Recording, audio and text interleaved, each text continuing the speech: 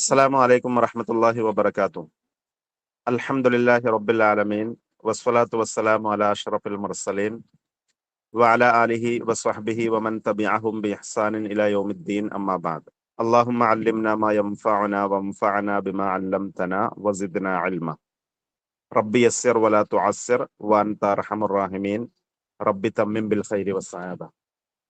ഏറെ പ്രിയങ്കരരായ ഫോക്കസ് അക്കാഡമിയിലെ കേട്ടറ്റ് പഠിതാക്കളെ, എല്ലാവർക്കും ഇന്നത്തെ ഈ ഒരു സെഷനിലേക്ക് ഹാർദമായ സ്വാഗതം.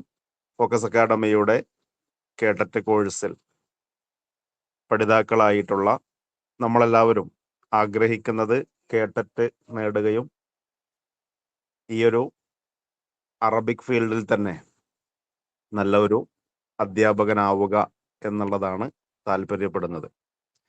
നമുക്കറിയാവുന്ന പോലെ വെറുതെ ഒരു നമ്മുടെ CV-യിൽ ഉൾപ്പെടുത്താൻ ഒരു സർട്ടിഫിക്കറ്റ് എന്നതിലപ്പുറം ഭാവിയിൽ നല്ല ഒരു അധ്യാപകനായി മാറണം എന്ന അതിയായ ആഗ്രഹം തന്നെയാണ് നമുക്ക് ഓരോരുത്തർക്കും ഉള്ളത്.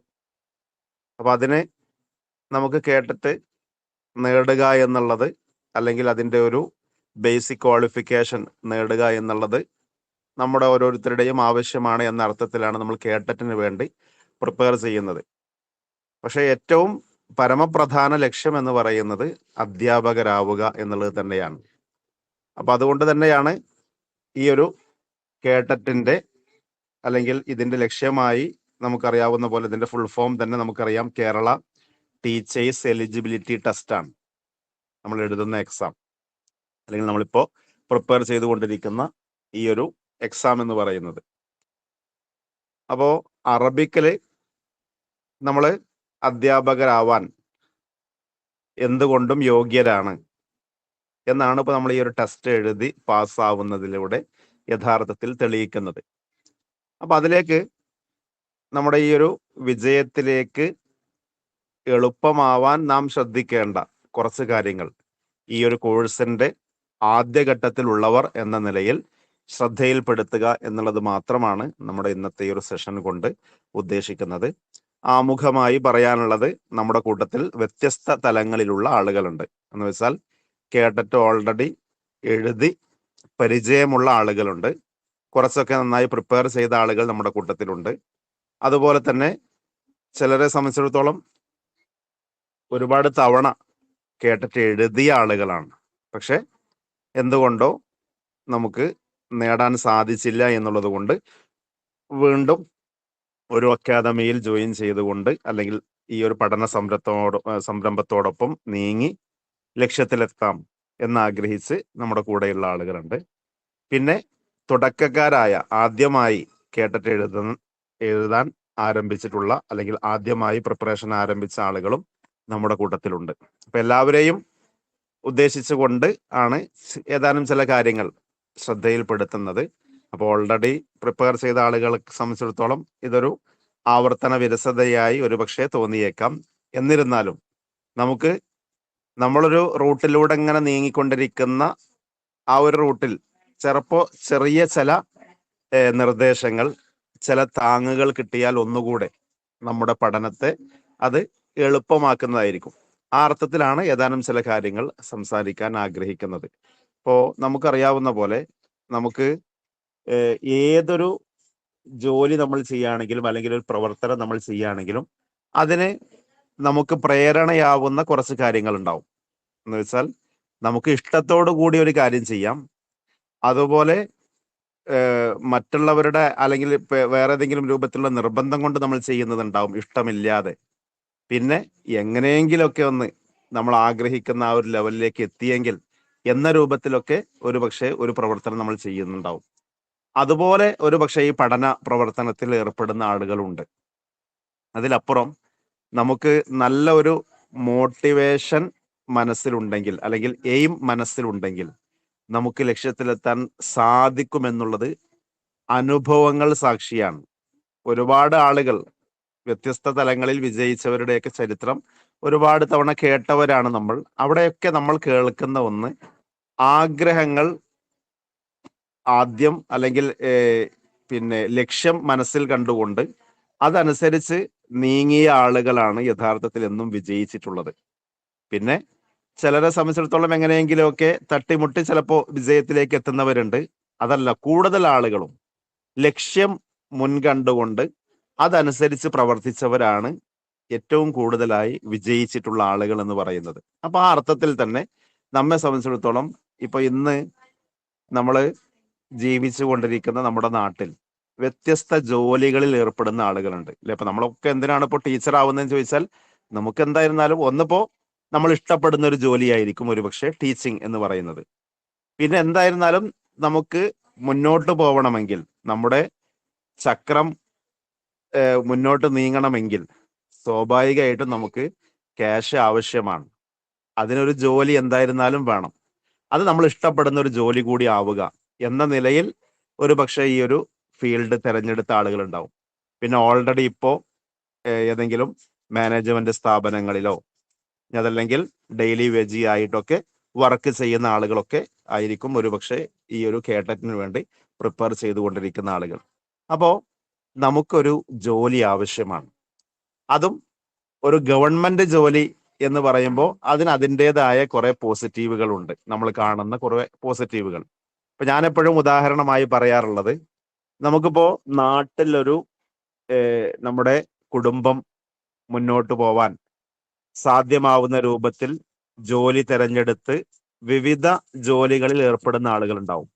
ഇപ്പൊ നമ്മുടെ വീട്ടില് ഒരുപക്ഷെ നമ്മുടെ പിന്നെ സഹോദരനാവാം, അല്ലെങ്കിൽ നമ്മുടെ പിതാവാം, ഇനി അതല്ലെങ്കിൽ നമ്മുടെ ഏതെങ്കിലും വീട്ടിൽ തന്നെ ഏറ്റവും പ്രിയപ്പെട്ട നമ്മുടെ ബന്ധുക്കളാവാം. അവരൊക്കെ എന്തെങ്കിലും ജോലിയിൽ നിരതരായിട്ടുള്ള ആളുകളായിരിക്കും. ഒരുപക്ഷെ കൂലി വേലക്ക് ജോലി ചെയ്യുന്ന ആളുകൾ ഉണ്ടാവും, അല്ലെങ്കിൽ ശമ്പളത്തിന് ജോലി ചെയ്യുന്ന ആളുകൾ ഉണ്ടാവും. ഇനി നമ്മിൽ തന്നെയും ഞാൻ നേരത്തെ പറഞ്ഞ പോലെ എന്തെങ്കിലുമൊക്കെ ഒരുപക്ഷെ ഒരു ടീച്ചിങ് ഫീൽഡിൽ ജോലി ചെയ്യുന്നവർ, ഇനി അതല്ലെങ്കിൽ സാധ്യമാവുന്ന ദിവസങ്ങളിലൊക്കെ കൂലിവേലക്ക് പോകുന്ന ആളുകളൊക്കെ നമ്മുടെ കൂട്ടത്തിൽ തന്നെ ഉണ്ടാവും.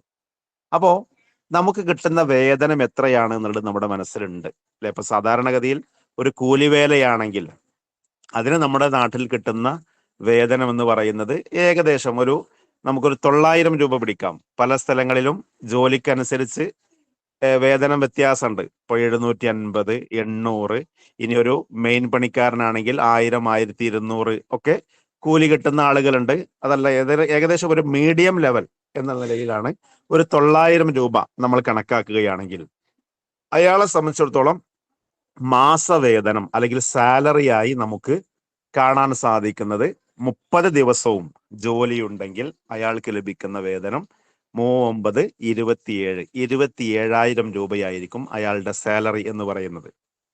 അത് നാട്ടിൽ ജോലി ചെയ്യുന്ന ആളെ സംബന്ധിച്ചിടത്തോളം എന്തായിരുന്നാലും ആ 27,000 എല്ലാ മാസവും ലഭിക്കുക എന്നുള്ളത് പ്രയാസമാണ്. കാരണം ഒന്ന്, ഞായറാഴ്ചകളിൽ മിക്കവാറും കല്യാണങ്ങൾ ഉണ്ടാവും കുടുംബത്തിൽ. അപ്പോൾ ആഴ്ചയിൽ ഒരു ദിവസമെങ്കിലും നമുക്ക് എന്തായിരുന്നാലും ഒഴിവ് കിട്ടണം നമ്മുടേതായ കുടുംബപരമായ ആവശ്യങ്ങൾക്ക് വേണ്ടിയിട്ട്. ഇനി അതല്ലെങ്കിൽ ഇതേപോലെ കല്യാണങ്ങളും മറ്റു സൽക്കാരങ്ങൾക്കൊക്കെ ആയിട്ട് എന്തായിരുന്നാലും ആഴ്ചയിൽ ഒരു ലീവ് ആവശ്യമാണ്. അപ്പൊ 4 ദിവസം എന്തായിരുന്നാലും അങ്ങനെ നമുക്ക് മിക്കവാറും ജോലിക്ക് പോകാൻ സാധിക്കൂല. പിന്നെ അതല്ലാത്ത മറ്റു ലീവുകളൊക്കെ ഒരു പക്ഷേ നമുക്ക് ഉണ്ടായേക്കും. പക്ഷേ അങ്ങനെയാണെങ്കിൽ അയാളെ സംബന്ധിച്ചിടത്തോളം ഒരു മാസത്തിൽ ചിലപ്പോൾ ലഭിക്കാൻ സാധ്യതയുള്ളത് ഏകദേശം ഒരു 22, 23,000 രൂപയായിരിക്കും അയാളുടെ മാസവേതനം എന്ന് പറയുന്നത്. കാരണം അത്രേ ഒരു പക്ഷേ സാധിക്കുള്ളൂ. മാത്രമല്ല, എല്ലാ ദിവസവും അയാൾക്ക് ജോലി ഉണ്ടായിക്കൊള്ളണം എന്നില്ല. ഒരു സ്ഥലത്ത് ജോലി കഴിയുമ്പോൾ അയാളെ സംബന്ധിച്ചിടത്തോളം അടുത്തൊരു സ്ഥലത്ത് ജോലി ആയിട്ടില്ലെങ്കിൽ ടെൻഷൻ ആയിരിക്കും. ഇത് നമ്മുടെ നാട്ടിലെ ഒരു കൂലിവേല ചെയ്യുന്ന ആളുടെ ഒരു അവസ്ഥയാണ് പറയുന്നത്. ഇനി അതേപോലെ തന്നെ മാനേജ്മെന്റ് സ്ഥാപനങ്ങളിൽ മറ്റൊക്കെ ടീച്ചിങ് ചെയ്യുന്ന ആളുകൾ ഉണ്ടാവും. അതൊന്നും മോശമാണെന്നല്ല, നമ്മൾ ചെയ്യേണ്ടത് തന്നെയാണ്. നമുക്ക് ആ ചെയ്യുന്നതിലൂടെ നമുക്ക് നല്ല എക്സ്പീരിയൻസും കാര്യങ്ങളൊക്കെ നമുക്ക് ലഭിക്കും. പക്ഷേ നമ്മൾ എടുക്കുന്ന അതേ അധ്വാനം ആ ടീച്ചിങ്ങിൽ നമ്മൾ എടുക്കുന്ന, അല്ലെങ്കിൽ അത്രയും ചിലപ്പോൾ അധ്വാനം വരില്ല നമ്മളൊരു ഗവൺമെന്റ് സർവീസിൽ നമ്മൾ ജോലി ചെയ്യുകയാണെങ്കിൽ. അവിടെ നമ്മൾ ടീച്ചിങ് എന്തായിരുന്നാലും നടത്തണം, ഏറ്റവും നല്ല ഒരു ടീച്ചറായി നമ്മൾ മാറുക തന്നെ വേണം. പക്ഷെ എന്നാൽ പോലും നമുക്കവിടെ നമ്മൾ ചെയ്യേണ്ട ഡ്യൂട്ടി മാത്രം ചെയ്താൽ മതിയാവും.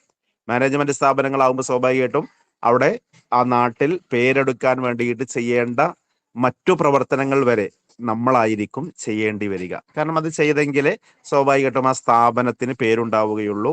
അതേപോലെ തന്നെ നല്ല ഗുണമേന്മയുള്ള നല്ല വിദ്യാഭ്യാസം അവിടെ നിന്ന് ലഭിക്കുന്നു എന്നുള്ളത് സ്വാഭാവികമായിട്ടും ആളുകൾക്കിടയിൽ പ്രചാരം നേടുകയുള്ളൂ. അപ്പൊ അതിനൊക്കെ വർക്ക് ചെയ്യേണ്ടി വരിക നമ്മളാണ്. പക്ഷെ നമുക്ക് ലഭിക്കുന്ന വേതനം എത്രയാണെന്നുള്ളത് നമുക്കറിയാം.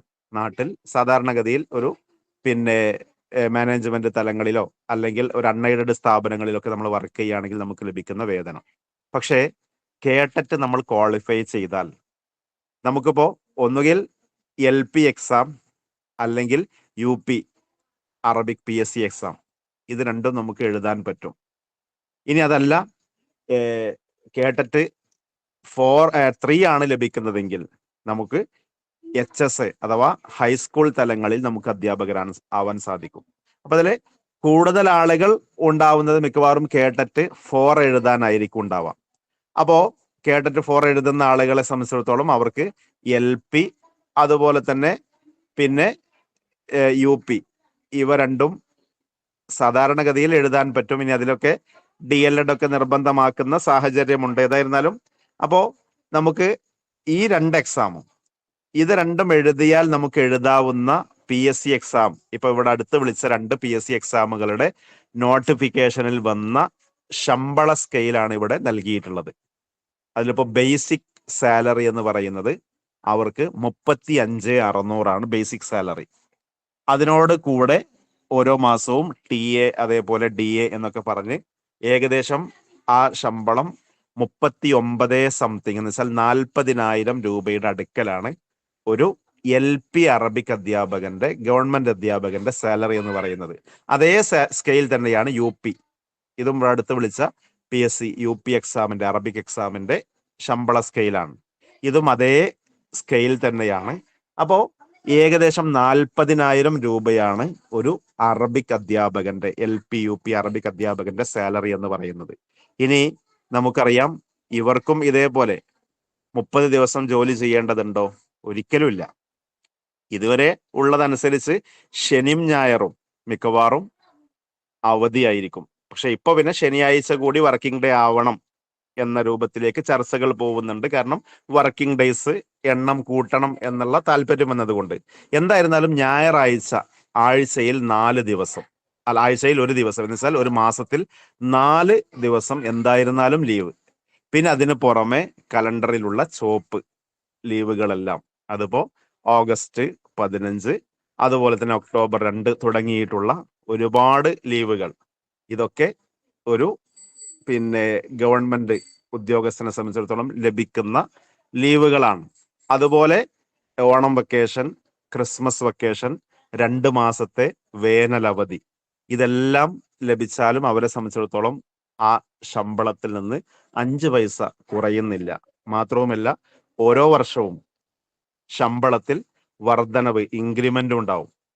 അപ്പോ ഇതൊക്കെ ഒരു ഗവൺമെന്റ് അധ്യാപകനായാൽ ലഭിക്കുന്ന നേട്ടമാണ്. അപ്പോ അത് തിരിച്ചറിഞ്ഞുകൊണ്ടാവണം നമ്മളൊരു കേട്ടറ്റ് എക്സാമിനേഷന് പ്രിപ്പയർ ചെയ്യുന്ന സമയത്ത് നമ്മുടെ മനസ്സിലുണ്ടാവേണ്ടത്. വെറും ഒരു കേട്ടറ്റ് ക്വാളിഫൈ ചെയ്യുക എന്നതിലപ്പുറം നമ്മൾ നേടുന്ന ഈ ഒരു കേട്ടറ്റിലൂടെ ഇൻഷാ അല്ലാഹ് നമ്മുടെ ജീവിതത്തിന്റെ ഒരു വഴിത്തിരിവായി മാറുന്ന ഒരു അധ്യാപകനായി മാറുക എന്ന ലക്ഷ്യത്തിലേക്ക് എത്താനുള്ള ഒരു ആദ്യ പടിയാണ് ഞാൻ ഈ നേടുന്ന കേട്ടറ്റ് എന്നുള്ളത് നമ്മുടെ ഓരോരുത്തരുടെയും മനസ്സിലുണ്ടാവണം. അതനുസരിച്ച് നമ്മൾ പഠിക്കുമ്പോഴാണ് യഥാർത്ഥത്തിൽ നമുക്ക് ചിലതൊക്കെ മാറ്റിവെക്കാൻ കഴിയാം. കാരണം ചിലർക്കൊക്കെ ഉള്ള പരാതി എന്താണെന്ന് വെച്ചാൽ, എനിക്ക് സംഗതി പഠിക്കണം എന്നൊക്കെ ഉണ്ട്, മെറ്റീരിയൽസ് ഒക്കെ ഇതിനു മുമ്പ് തന്നെ ഞാൻ കളക്ട് ചെയ്ത് വെച്ചിട്ടുണ്ട്, അതേപോലെ ക്ലാസ്സുകളൊക്കെ ഒരു പക്ഷേ ഇപ്പൊ നിങ്ങൾക്കെല്ലാം നമ്മുടെ സിലബസ് അനുസരിച്ച് എല്ലാ ക്ലാസ്സുകളും ഡീറ്റെയിൽഡ് ക്ലാസ്സുകളും അതേപോലെ നോട്ട്സ്, മോഡൽ ടെസ്റ്റ്സ്, ഇതെല്ലാം നിങ്ങൾക്ക് നമ്മൾ പ്രൊവൈഡ് ചെയ്യും. പക്ഷെ അതൊക്കെ ഉണ്ടെങ്കിലും അത് ഉപയോഗപ്പെടുത്തുക എന്നുള്ളത് നമ്മൾ ഓരോരുത്തരും ചെയ്യേണ്ട കാര്യമാണ്. നമ്മുടെ ഗ്രൂപ്പിൽ ഇങ്ങനെ ലഭിക്കുന്ന ക്ലാസ്സുകൾ, അതിപ്പോ ലൈവ് ക്ലാസ്സുകൾ, ആ ലൈവ് ക്ലാസ്സിൽ തന്നെ നമുക്ക് പങ്കെടുക്കാൻ പറ്റിയിട്ടില്ലെങ്കിൽ തൊട്ടടുത്ത ദിവസം തന്നെ അതിന്റെ റെക്കോർഡഡ് വീഡിയോ എന്ന് വെച്ചാൽ ആ ലൈവ് എങ്ങനെയാണോ കേൾക്കുന്നത് അതേപോലെ നമുക്ക് കൃത്യമായി PPT ഒക്കെ കണ്ടുകൊണ്ട് തന്നെ വീഡിയോ റെക്കോർഡഡ് ലിങ്ക് കൂടി നിങ്ങൾക്ക് ലഭിക്കും. അപ്പൊ ഏത് സമയത്ത് വേണമെങ്കിലും കേൾക്കാം. ഇപ്പൊ ചില സംബന്ധിച്ചിടത്തോളം ഒറ്റ സമയം കേട്ടാൽ തന്നെ മനസ്സിലേക്ക് കയറുന്ന ആളുകൾ ഉണ്ടാവും. എന്നാൽ ചിലരെ സംബന്ധിച്ചിടത്തോളം 2ഉം 3ഉം 4ഉം തവണയൊക്കെ ചില വിഷയങ്ങൾ കേൾക്കേണ്ടി വരും. അപ്പോൾ അതിനൊക്കെ സൗകര്യം നിങ്ങൾക്ക് എത്ര തവണമെങ്കിലും കേൾക്കാനുള്ള സൗകര്യങ്ങളൊക്കെ നമ്മുടെ ഈ കോഴ്സിന്റെ ഭാഗമായി നിങ്ങൾക്ക് ലഭിക്കുന്നുണ്ട്. പക്ഷെ അങ്ങനെയൊക്കെ ആണെങ്കിലും അത് നമ്മൾ ഉപയോഗിക്കണ്ടേ? അത് ഉപയോഗിച്ചെങ്കിൽ മാത്രമേ നമുക്ക് ലക്ഷ്യത്തിലെത്താൻ പറ്റുള്ളൂ. പക്ഷെ അവിടെ ചിലർക്കുള്ള പരാതി എന്ന് പറയുമ്പോൾ എനിക്ക് വിചാരിച്ച പോലൊന്നും അങ്ങനെ എന്ത് ചെയ്യാൻ കഴിയില്ല, ക്ലാസ്സുകൾ കേൾക്കാൻ. അതല്ലെങ്കിൽ പിന്നെ എനിക്കതിന് സമയം കിട്ടുന്നില്ല. കാരണം എനിക്ക് ഫാമിലി ഉണ്ട്, കുട്ടികളുണ്ട്. അതേപോലെ തന്നെ വീട്ടിലാണെങ്കിൽ എല്ലാവർക്കും ഈ ഒരു പഠനത്തോടൊന്നും താല്പര്യമല്ല. കാരണം ഈ ക്ലാസ്സുകൾ ഞാൻ ഫീ അടച്ചത് തന്നെ ചിലപ്പോൾ വീട്ടിൽ അറിയാതെയാണ് എന്നൊക്കെ പറഞ്ഞ് പല രൂപത്തിൽ പരാതി പറയുന്ന ആളുകളുണ്ട്. പക്ഷേ നമ്മള് ഇതേപോലെ ഇതേ പരാതികളൊക്കെ പറഞ്ഞ ഒരുപാട് ആളുകൾ നമ്മുടെ കഴിഞ്ഞ ബാച്ചുകളിലൊക്കെ ഉണ്ടായിരുന്നു. പക്ഷേ അവരൊക്കെ ആ പരാതി പറഞ്ഞെങ്കിലും പിന്നീട് നമ്മൾ കാണുന്നത് അവർ ആദ്യ തവണ തന്നെ കേട്ടറ്റ് 3ഉം 4ഉം നേടുകയും പിന്നീട് വന്ന PSC ലിസ്റ്റുകളിൽ അവരെയാണ് നമ്മൾ കണ്ടിട്ടുള്ളത്. എന്ന് വെച്ചാൽ ഒഴിവില്ല എന്ന് പറഞ്ഞ ആളുകൾ, അതുപോലെ തന്നെ ഒരുപാട് കാലമായി ടച്ച് വിട്ടിട്ടുണ്ട്, ഇനിയിപ്പോ പഠിച്ചാൽ ഒരിക്കലും കൂടെ എത്തും തോന്നുന്നില്ല.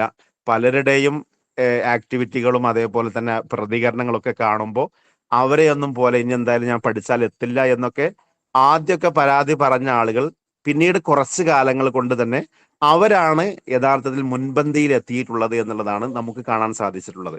അതിൽ എന്തുകൊണ്ട് ചോദിച്ചാൽ അവരെ സംബന്ധിച്ചിടത്തോളം ഈ ഒരു ടെൻഷൻ എപ്പോഴും ഉണ്ടാവും മനസ്സിൽ. ഒന്ന് പിന്നെ കുടുംബം, അതേപോലെ തന്നെ മക്കളുടെ അടുക്കൽ നിന്ന് സ്വാഭാവികമായിട്ടും ഇപ്പൊ അതേപോലെ മൊബൈലിൽ ക്ലാസ് കേൾക്കാൻ നിൽക്കുന്ന സമയത്തായിരിക്കും അവർ ഫോൺ ചിലപ്പോൾ പിടിച്ച് വാങ്ങിക്കൊണ്ട് പോവുക. അതേപോലെ തന്നെ അവർക്ക് പഠിക്കാനുള്ള കാര്യങ്ങളും അതും ഈ ഒരു മൊബൈൽ ഫോണിലാണ് ഉണ്ടാവുക.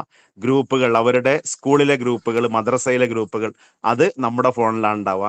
അപ്പോൾ കുറച്ച് കേൾക്കുന്നതിനിടയിൽ ഇതേപോലെ മെസ്സേജ് വരുമ്പോൾ അവരെന്ത് ചെയ്യും, അതായിട്ട് പോവും. ഇനി അതല്ലെങ്കിലും അവർക്ക് ഗെയിം കളിക്കണം എന്നുള്ള രൂപത്തിൽ അവർ എടുത്തു കൊണ്ടുപോകും. ടോട്ടലി പറഞ്ഞാൽ ഒരു ക്ലാസ് പോലും പൂർണ്ണമായി കേൾക്കാൻ സാധിക്കാത്ത അവസ്ഥയാണുള്ളത് എന്ന ടെൻഷനുമായി മുന്നോട്ട് പോകുന്ന ആളുകൾ.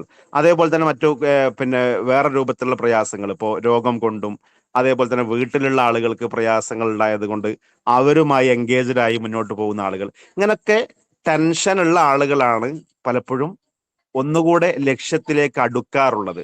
അതിനുള്ള കാരണം എന്താണെന്ന് വെച്ചാൽ അവർക്ക് ഈ ടെൻഷൻ ഉള്ളത് കൊണ്ട് ഏതൊക്കെ ഫ്രീ ടൈം കിട്ടോ ആ സമയം എങ്ങനെയെങ്കിലുമൊക്കെ അവര് ഉപയോഗപ്പെടുത്താൻ ശ്രമിക്കും.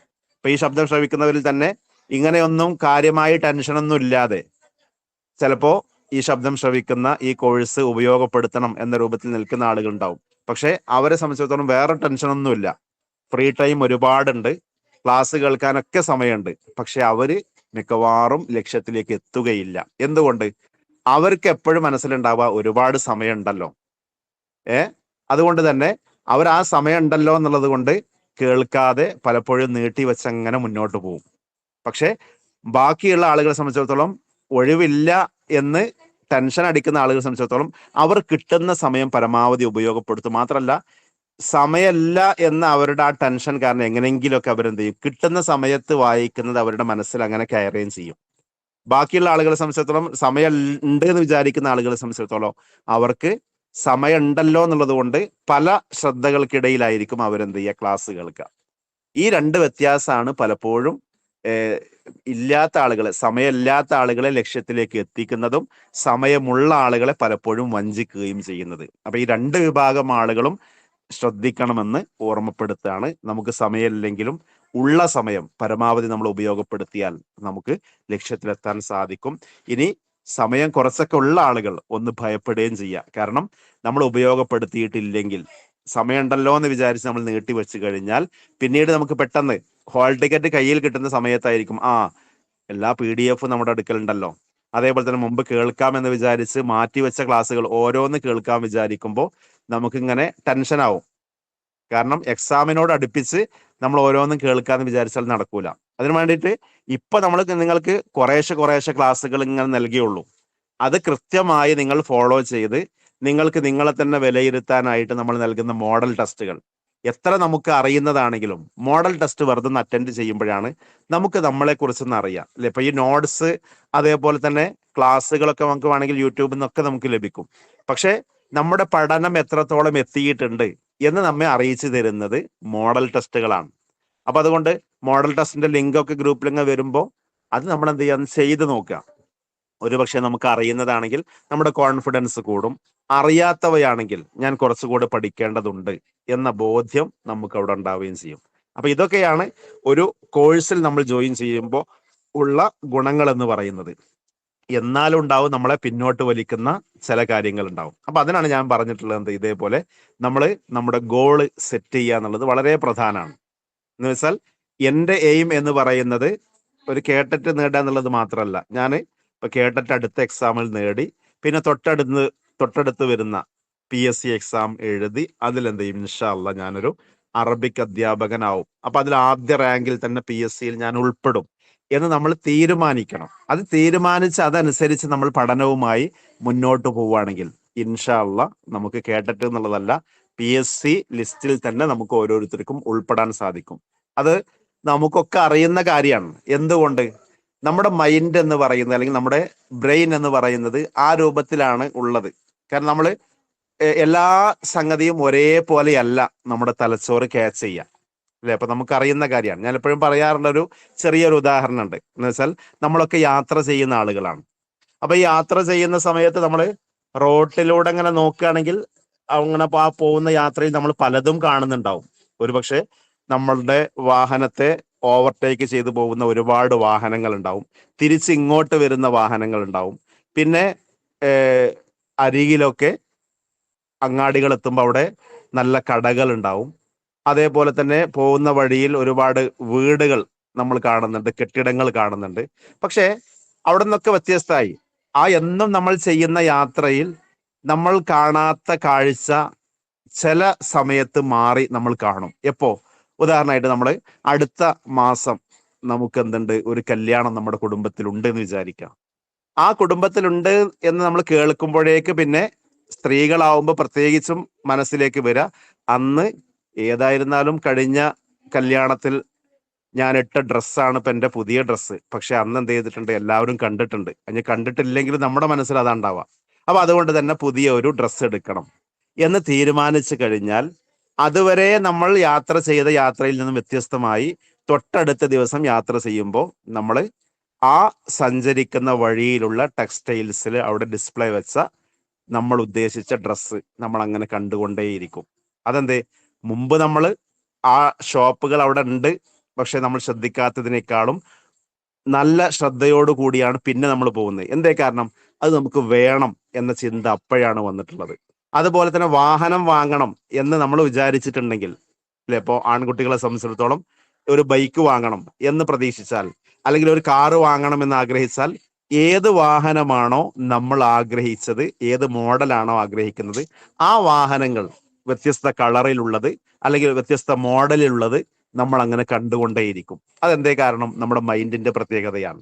അതുപോലെ തന്നെ ഒരു വീട് പണിയാണ് ആഗ്രഹിക്കുന്നതെങ്കിൽ, വീട് പണി തുടങ്ങണം എന്ന് ആഗ്രഹിച്ചിട്ടുണ്ടെങ്കിൽ, പിന്നെ കാണുന്ന വഴിയിലൊക്കെയുള്ള വീടുകൾ അല്ലെങ്കിൽ വീട് പണികൾ അത് നമ്മൾ ശ്രദ്ധിച്ചുകൊണ്ടേയിരിക്കും. ഇത് നമ്മുടെ മൈൻഡിന്റെ ഒരു പ്രത്യേകതയാണ്. ഇതേപോലെ നമുക്ക് ഒരു കേട്ടറ്റ് നേടി അടുത്ത PSCയിലൂടെ ഞാനൊരു അധ്യാപകനാവും എന്നുള്ളത് നമ്മുടെ മൈൻഡ് അതനുസരിച്ച് സെറ്റ് ചെയ്തിട്ടുണ്ടെങ്കിൽ, നമ്മൾ ഗോള് സെറ്റ് ചെയ്തിട്ടുണ്ടെങ്കിൽ, പിന്നെ നമുക്ക് കിട്ടുന്ന ക്ലാസ്സുകൾ, നോട്ട്സുകൾ അതൊന്നും വെറുതെ ആവില്ല, നമ്മൾ കാണാതിരിക്കൂല. എങ്ങനെയായിരുന്നാലും നമ്മൾ രാവിലെ എഴുന്നേൽക്കുന്ന സമയത്ത് ജസ്റ്റ് ഒന്ന്, അഥവാ കഴിഞ്ഞ ദിവസം നമുക്ക് ഒരു ക്ലാസ് കേൾക്കാൻ സാധിച്ചിട്ടില്ലെങ്കിൽ, അല്ലെങ്കിൽ കഴിഞ്ഞ ദിവസം നടന്ന ക്ലാസ്സിനെ കുറിച്ച് നമുക്കൊരു ധാരണയില്ലെങ്കിൽ, ആ തൊട്ടടുത്ത ദിവസം ആദ്യം തന്നെ നമ്മൾ ആ ഗ്രൂപ്പായിരിക്കും, നമ്മുടെ ഈ ഒരു കേട്ടറ്റിന്റെ ഗ്രൂപ്പ് എന്ന് നോക്കിയിട്ട് എന്തൊക്കെയാണ് ആ ഗ്രൂപ്പിൽ വന്നത്, കഴിഞ്ഞ ദിവസം നടന്ന ക്ലാസ് ഏതായിരുന്നു, അതേപോലെ തന്നെ ആ ക്ലാസ്സിന്റെ സമയമെങ്കിലും ജസ്റ്റ് ഒന്ന് നോക്കിയിട്ടാ. അപ്പോൾ ഏകദേശം ഒരു 45 മിനിറ്റ് അല്ലെങ്കിൽ 1 മണിക്കൂർ ക്ലാസ് ആണുള്ളത്. അപ്പൊ ഇന്ന് എന്ത് ചെയ്യണം? ഇന്ന് വൈകുന്നേരം അടുത്ത ക്ലാസ് വരും, അടുത്ത ലൈവ് ക്ലാസ് ഉണ്ട് എന്നുണ്ടെങ്കിൽ അതിന് മുമ്പ് അത് തീർക്കാനുള്ള, അതിപ്പോ കേട്ട് അതിലുള്ള പോയിന്റ്സ് ഒക്കെ നോട്ട് ചെയ്ത് അല്പം സമയം അതിന്മേൽ ഇരിക്കാനുള്ള ഒരു സമയം നമ്മൾ കണ്ടെത്തും. എന്തേ കാരണം? നമുക്ക് നമ്മുടെ ലക്ഷ്യത്തിൽ എത്തണം എന്ന് നമ്മൾ ആഗ്രഹിക്കുന്നുണ്ടെങ്കിൽ അത് നമ്മുടെ മൈൻഡിന്റെ ഒരു പ്രത്യേകതയാണ്. അപ്പൊ ആ രൂപത്തിൽ നിങ്ങൾ എന്ത് ചെയ്യുക? ഗോള് സെറ്റ് ചെയ്യുക. അങ്ങനെ ഗോള് സെറ്റ് ചെയ്ത് നമ്മൾ മുന്നോട്ട് പോകുന്ന സമയത്ത് ചിലപ്പോൾ ഞാൻ നേരത്തെ പറഞ്ഞ പോലെ നമ്മളെ പിന്നോട്ട് വലിക്കുന്ന കാര്യം ഉണ്ടാവും.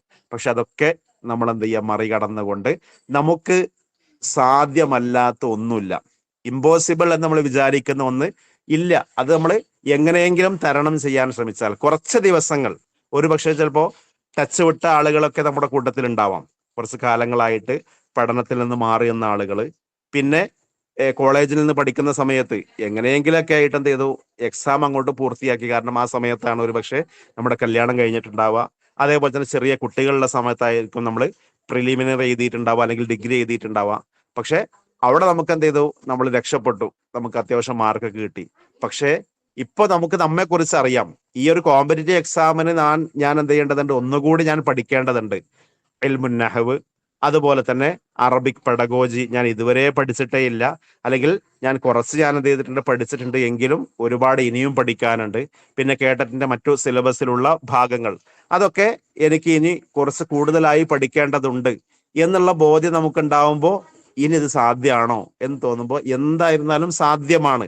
കാരണം ഞാൻ ഈ പറയുന്നത് എന്താ വെച്ചാൽ, കഴിഞ്ഞ വർഷങ്ങളിൽ ഒരുപാട് സ്റ്റുഡൻസ് ഇതേപോലെ കഴിയില്ല എന്ന് പറഞ്ഞ ആളുകൾ, അവര് ഇതേപോലെ കുറച്ച് സമയം ചെലവഴിച്ച് അവരുടെ ലക്ഷ്യങ്ങളിലെത്തിയ അനുഭവമുള്ളത് കൊണ്ടാണ് പറയുന്നത്. എൻ്റെ അനുഭവം മറിച്ചല്ല, അതേ രൂപത്തിൽ തന്നെയാണ് എൻ്റെ അനുഭവം ഉള്ളത്.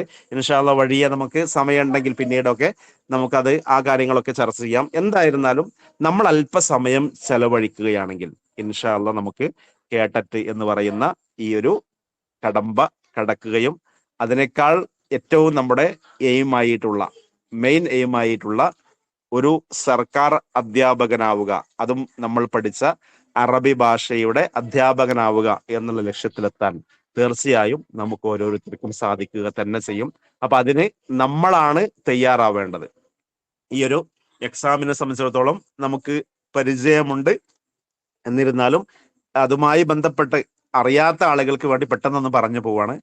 സാധാരണഗതിയിൽ കേട്ടറ്റ് എന്ന് പറയുന്നത് 4 കാറ്റഗറികളിലായിട്ടാണ് നടക്കാറുള്ളത്. അപ്പൊ അതില് 2 കാറ്റഗറിയാണ് നമുക്ക് അറബിക്കുമായി ബന്ധപ്പെട്ട് വരുന്നത്. അതിലിപ്പോ കാറ്റഗറി 4, അതുപോലെ തന്നെ കാറ്റഗറി 3. ഇതില് കാറ്റഗറി 4 കൂടുതലായിട്ടും ആളുകൾ എഴുതുന്നുണ്ടാവുക.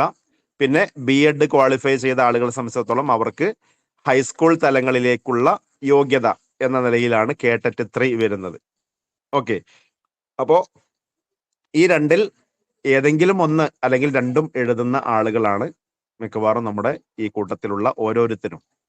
അപ്പൊ അതില് സിലബസ് ഈ രൂപത്തിലാണ് വരുന്നത്. കേട്ടറ്റ് 3 എന്ന് വെച്ചാൽ ഹൈസ്കൂൾ തലങ്ങളിലേക്ക് ഉള്ള യോഗ്യതയായി വരുന്ന കേട്ടറ്റ് 3യുടെ സിലബസ്, അതിന്റെ പാറ്റേൺ, എക്സാം പാറ്റേൺ ഈ രൂപത്തിലാണ് വരുന്നത്. എന്ന് വെച്ചാൽ 3 സബ്ജക്റ്റുകളാണ് നമുക്കുള്ളത്. ഏതൊക്കെയാണ്? ഒന്നാമത്തത് ടോട്ടലി 150 മാർക്കിനാണ്. അതില് ഒന്നാമത്തെ ഭാഗം വരുന്നത്, നമ്മളിപ്പോ സ്വാഭാവികമായിട്ടും അധ്യാപകരാവാനാണ് പോകുന്നത്. അപ്പൊ അതുകൊണ്ട് തന്നെ ഈ അധ്യാപക അഭിരുചിയുമായി ബന്ധപ്പെട്ട ഒരു ഏരിയ, അതിലിപ്പോ സൈക്കോളജിയാണ്, എഡ്യൂക്കേഷണൽ സൈക്കോളജി. അതിൽ എല്ലാ ഭാഗവും ഇല്ല, മറിച്ച് ആ ഒരു പീരീഡ് എന്ന് പറയുന്നത് ഹൈസ്കൂൾ തലങ്ങളിൽ ഇപ്പോൾ ഒരു ടീനേജ് അല്ലെങ്കിൽ അഡോളസെന്റ് പീരീഡാണ് വരുന്നത്. അപ്പൊ അതുകൊണ്ട് തന്നെ ആ സ്റ്റുഡൻസുമായി ബന്ധപ്പെട്ട് നമ്മൾ ശ്രദ്ധിക്കേണ്ട കുറച്ച് കാര്യങ്ങൾ, അതാണ് ഇപ്പൊ അഡോളസെന്റ് സൈക്കോളജി. അപ്പൊ അതിൽ വരുന്ന കുറച്ച് പിന്നെ കാര്യങ്ങൾ നമുക്ക് പഠിക്കാനുണ്ട്. അതേപോലെ തന്നെ മൊത്തത്തിൽ ഈ പഠനവുമായി ബന്ധപ്പെട്ടിട്ടുള്ള ചില തിയറികളുണ്ട്, ലേണിംഗ് തിയറീസ്. അതേപോലെ തന്നെ ടീച്ചിങ് മെത്തഡോളജികൾ ഒക്കെ ചർച്ച ചെയ്യുന്ന കുറച്ച് ഭാഗങ്ങൾ. അത് നമുക്കിപ്പോ പിന്നെ അതിന്റെ ക്ലാസ്സുകൾ ഡീറ്റെയിൽഡ് ആയിട്ട് ഇൻഷാല്ല നിങ്ങൾക്ക് ലഭിക്കുന്നതായിരിക്കും. അതിലിപ്പോ 40 പിന്നെ മാർക്കിനാണ് നമുക്കവിടെ അതിൽ നിന്ന് ചോദ്യങ്ങൾ വരുന്നത്. പിന്നെ രണ്ടാമത്തെ പേപ്പർ ലാംഗ്വേജ് ആണ്. ലാംഗ്വേജ് നമ്മളിപ്പോ ഒന്ന് നമ്മുടെ മാതൃഭാഷ മലയാളം, ഇനി അതല്ലെങ്കിൽ ഇംഗ്ലീഷ്, ഈ ഇതിൽ ഏതാണോ നമുക്ക് തിരഞ്ഞെടുക്കാവുന്നത് അല്ലെങ്കിൽ നമുക്ക് എളുപ്പമായി തോന്നുന്നത് അത് തിരഞ്ഞെടുക്കാവുന്നതാണ്.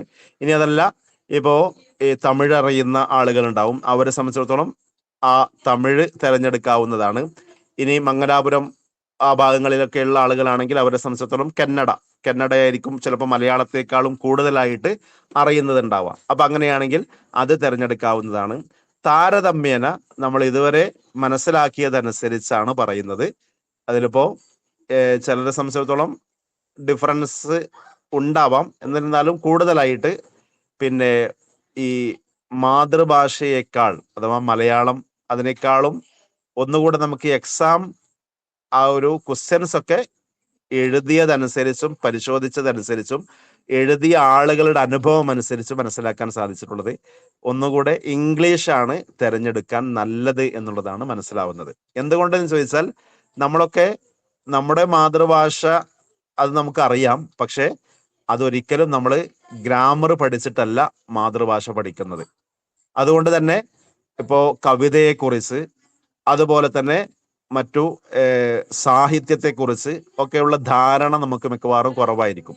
ഫ്ലുവൻ്റായി നമ്മൾ മലയാളം സംസാരിക്കുന്നുണ്ട്, ഓക്കെയാണ്, നമ്മൾ അത് എഴുതുന്നുണ്ട്, ഓക്കെയാണ്. പക്ഷെ അതിന്റെ ഗ്രാമർ ആണെങ്കിൽ നമ്മൾ എന്ത് ചെയ്യണം? തുടക്കം മുതൽ തന്നെ നമ്മൾ പഠിക്കണം.